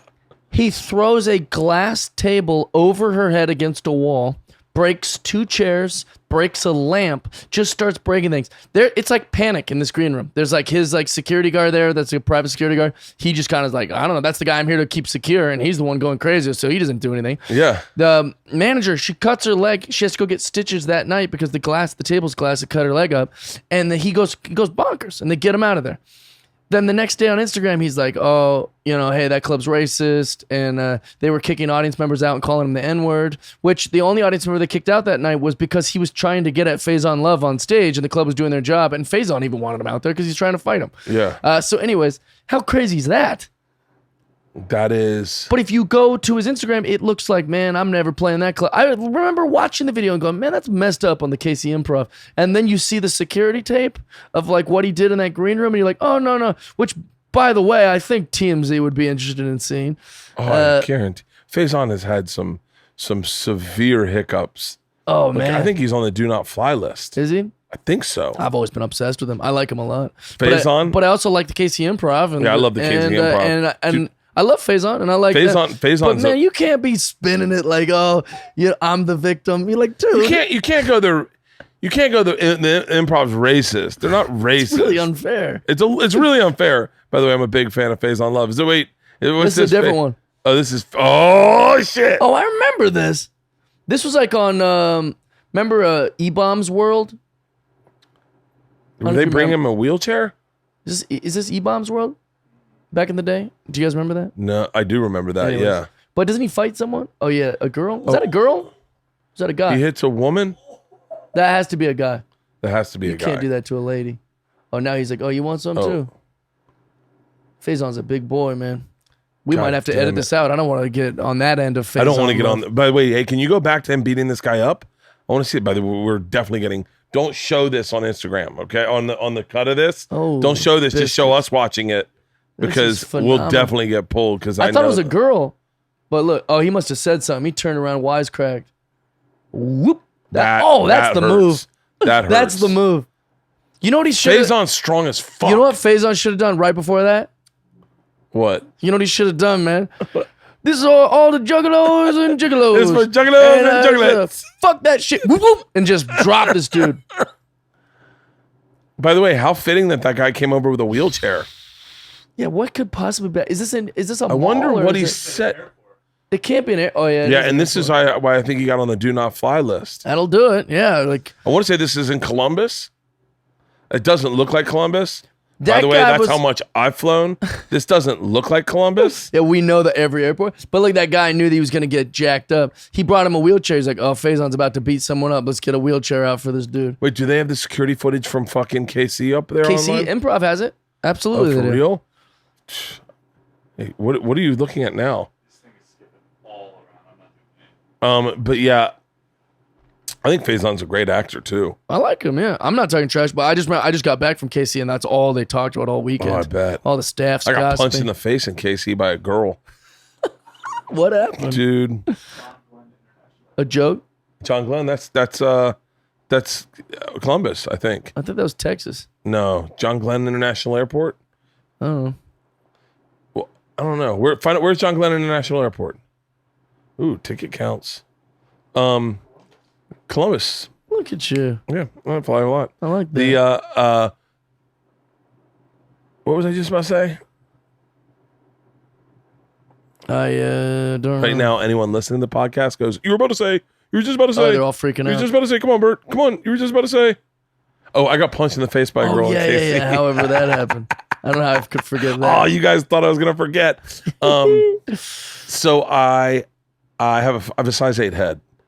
Okay, And that's a big dome. It's a big head. So a lot of times what I do is I wouldn't fly to a city with a hat, but if I was in a city and I wanted a hat, I'd grab a hat, because you could find that whatever city you're in, It's available. You could find their hat because they all had all sizes. Yeah. You couldn't just go and get your team's hat, but you Right. could find any hat in any city you're in. But then it worked out fine. You'd be in your city, you'd be wearing their hat, Cincinnati hat. They like that. Yeah, a lot of times the teams would bring me hats, like Sure. the minor league teams or the teams would bring me hats. One of my favorite things. I have a great guy, by the way, in San Francisco. I wanted to say the name of his company's Hat Club, but like I'll tell you the Wait, name how'd a of his- lady punch you in the face? I'm going to tell you. This guy's got a really cool. Hey, will you look on my Instagram for a thing about hats in San Francisco? This guy's got a really cool website where he makes his own hats, Yeah. and he sends you a new hat every month that Sounds he cool. makes, and they're all fitted. So cool. it's a really great idea. So I'm wearing a Kansas City hat, right? I do a meet and greet every show. I do a meet and greet, and then I hang out at the bar and drink. Especially when I was doing clubs, I'd always hang out at the Right. club and drink. And so I get done my meet and greet. I come over to the bar. We're all hanging out. It's Sunday night or Saturday late show. And this girl is fucking wasted. Yeah. And she goes, are you a fan of the Royals? And I was like, no, I'm not. She goes, no, why are you wearing the hat? And I said, I have a big head. She goes, no, but are you a fan though? And I was like, no, I'm not. By the way, there's a lot of people around me. Yeah. And we're all about to get a drink. She's like, just fucking drink, motherfucker. If you're not a fan, what the fuck are you wearing a hat for? And I was like, because I have a very big head. So a lot of times, I tell her what I told you. A lot of times when I go in the city, I'll pick up a hat and it's a cool hat. I have blue eyes. I'm trying to get out of it. I have blue eyes. Wiggle out. Compliments my eyes. She goes, no, but why are you wearing? If you're not a fan, take the fucking hat off. And I was like, I was not going to take the hat off and wear it all night. And I've had head. And she goes, no, motherfucker, take the fucking hat off. And she hits me in the jaw. And I go, what the I literally, and by the way, it's nothing but fans there. There's a lot of them. And I go, are you fucking serious? Yeah. I go, you know what? Fuck this. I'm done. Yeah. Everyone have a great night. I hope you enjoyed the show. Yeah, exactly. I walk out and they're like, Bert, don't be a baby, Bert. And I'm like, well, she punched me in the face. Fuck you. Assault. She just punched me in the fucking face. I got smacked by a girl in 5th grade on a basketball court named Sarah McCarron, and I still haven't forgotten about it. Can't. Yes. If something happens when you get hit or smacked, it just triggers you. Halston, go to my followers. Rattles you. I don't know who I'm following. I don't know if I would look for something grippy. SF Grippy, aka Hunky Steak. This guy's got a really cool hat club. I collect fitted hats and post everything Fitted Friday. Co-founder of check out the website. So he sends you a hat? Yeah, it's a really cool. It's at Thrillist SF. Check out at Thrillist SF. But I think he makes these hats or he collects them from minor league teams. Yeah, it must be that. Don't go to his YouTube page. It must be collects from teams because those are all real baseball teams. Yeah, so go and then he gets them for you and sends them to you. But I have all the hats I would want. Like, it's not random. No. Here's what I like. I like minor league team hats because you can wear them on TV and no one everyone's. You're not like going like you're not wearing a Yankees hat, right? You just wear like a hat and everyone's like this hat. He sent me this hat. Yeah, I was gonna say that's this hat is definitely like a cool hat. Team. It's a minor league team. Yeah, and it's just a cool fucking hat. Actually, go to my Instagram. I'm wearing a minor league called the Quad City River Bandits. How about that for a team? Quad City River Bandits. And their hat looks like an Ultimate Warrior. Let me see it. Their hat looks like an Ultimate. Scroll down a little bit. You won't even have to scroll that far. Right on that video. That one. Oh, let me see it. It looks like an Ultimate Warrior. See that hat? Oh, that's dude. Those are. There's not enough of that shit out. Looks everyone cool. Everyone throws on. Here's what drives me crazy, okay? And by the way, I'm such a hypocrite. What? Because what I'm about to say I do all the fucking time. I started noticing like comics were always wearing the hat of the town they grew up in. I do that all the time. Okay. Adam Ray does it. Chris Porter does it. Chris Porter, Adam Ray, Nick Thune, Chad Zuma. All Seattle guys. Everyone's wearing. Except Porter was KC. Yeah, everyone's wearing their hats, and I started going like, you'd see the same hat on them all the time. Yeah. And I'd be like, guys, change up your hat game. That night I said that I was wearing a Tampa Bay hat, and I went, amazing. Holy fucking shit! Oh my god! And then I realized I always. When they go, what hat are you looking for? I always go Tampa Bay. Right. I always go Tampa Bay. But it's the best hat. Yeah, it's my because favorite. It represents you. Yeah. Yeah, it represents me. I wear a lot of Buck shit. Right. I wear Ram stuff. I'll wear and then I started going like, hold on, how?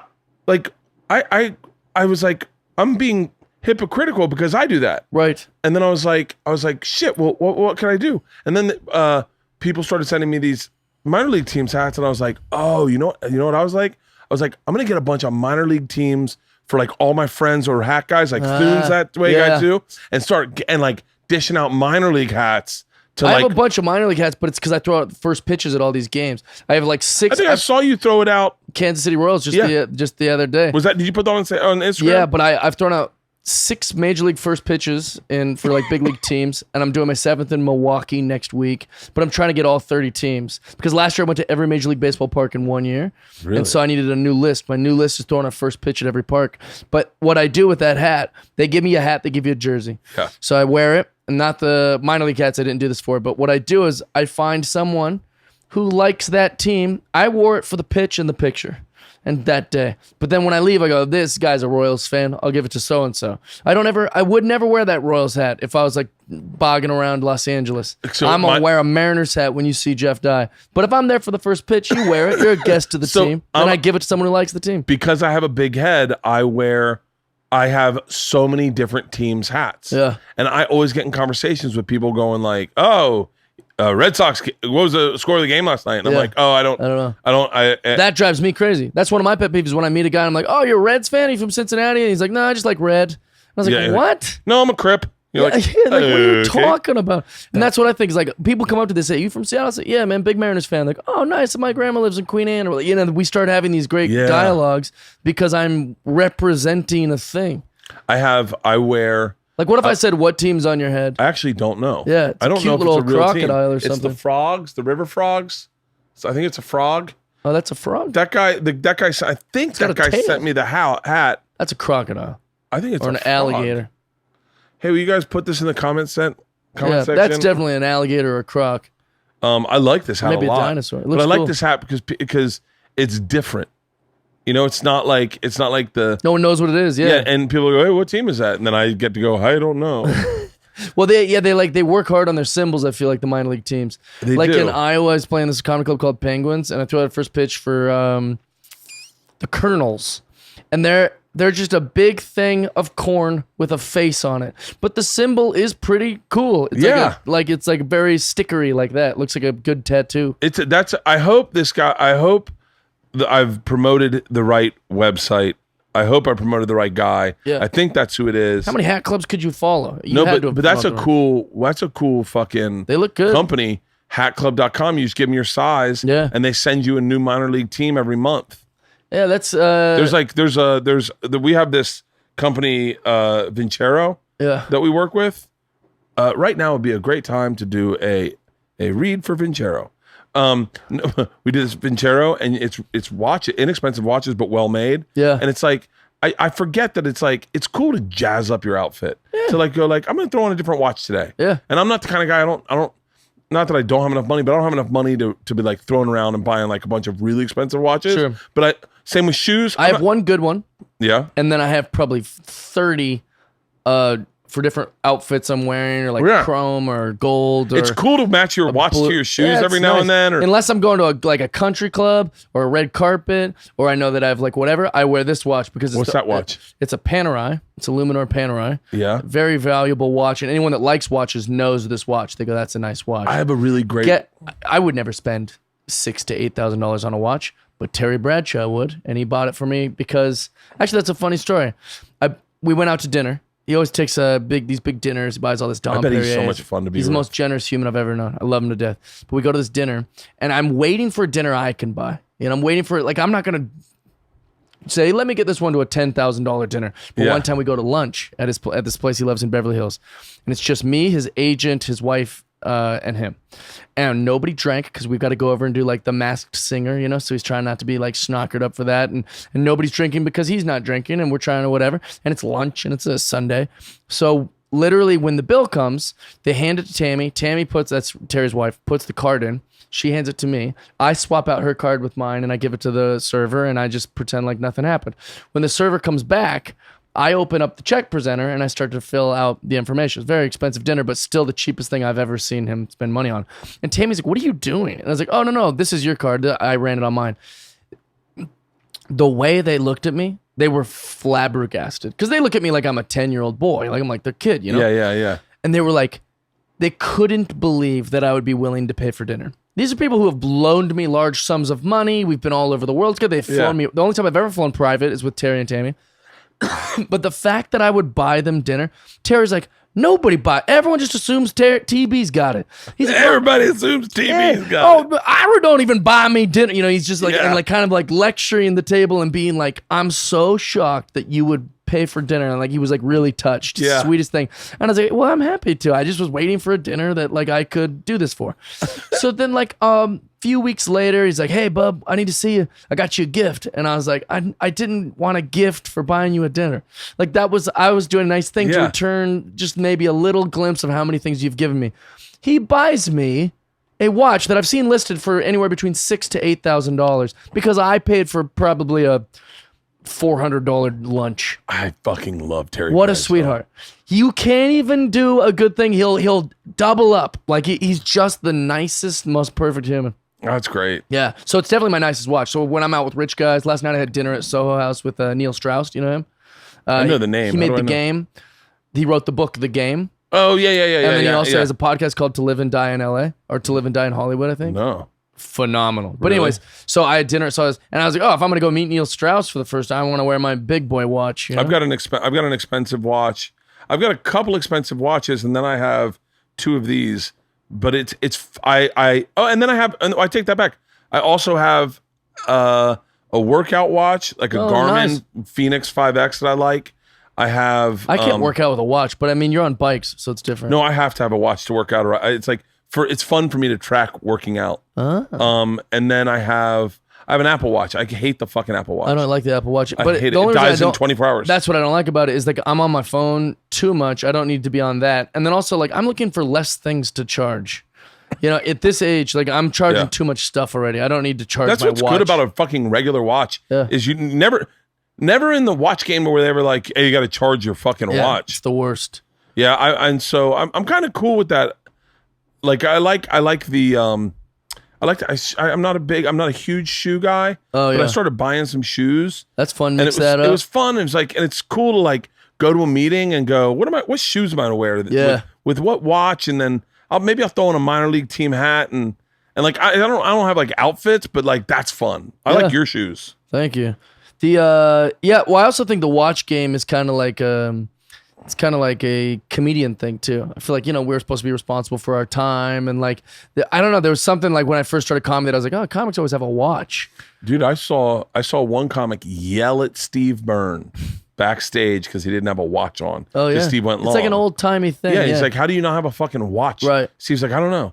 And the guy's like, be a fucking grown man and go buy yourself a watch. I think a lot of comedians might listen to this and go, watches aren't a comedy thing, but I think it's an old timey comic thing. Because before smartphones and stuff, like you had to be responsible with your time and nobody's going to babysit. You had to know your time. Know, I just record all my sets on my phone and I look and I check to see if it's an hour. One of the most stressful things in the world is when they have a timer on the front of the stage and you're like, you're like, I'm only 10 minutes in. Yeah. Oh, Jesus. Oh, I feel the opposite. I'll look down and I'm like, crap, I've been taking too long and I'm supposed to be off stage. You know what I'm saying? Oh, there's a late show and I'm not even getting my best workout. I haven't even done my favorite bit yet and I'm supposed to be off stage. Oh,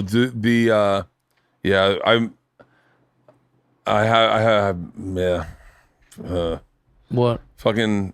I have to pee so bad. Well, let's wrap this up. What time is it? All right, we've done 2.5 hours. Yeah. That's perfect. My wife's got a podcast tonight too. We'll let this room cool down. What's her podcast? She's called Wife of the Party. I love She that. has her friends on. She's had Joey Diaz's wife on, Segura's wife on. She'll have comics' wives on, but mostly it's like her and her friends, and they do like a book club. They read Miss Pat's book. Oh, I love that. She'll have Miss Pat's coming on. That's pretty cool. But yeah, you know what? And I said this to Natasha Leggero last night. But I said, after we redid our house, my wife was like, I feel like I don't have a purpose in my life. And that's really sad. And I said, well, just start a podcast, like as a lark, just do it. Yeah. And she was like, I like it because I haven't looked at my phone for 2.5 hours and it's nice. Dude, I'm telling you when I say this, anytime you want to do the podcast, please just hit me up. Oh. I can really talk to you so easily. Thanks, man. Like nothing planned. I might be the only comic that's wanted to open up for you just so we can drink. Let me tell you something. My tour is right up your fucking alley. Because it is, I think mostly 3,000 seaters right now. You ever had moonshine? Want to do a moonshine? Come on, yeah. I'll go toe to toe. Like 3,000 seaters, and then we invite evereverone to a bar afterwards. I love it. It's the fucking best. Dude, we just did the Met, and they made a beer garden outside. Right. Met seats 3,200.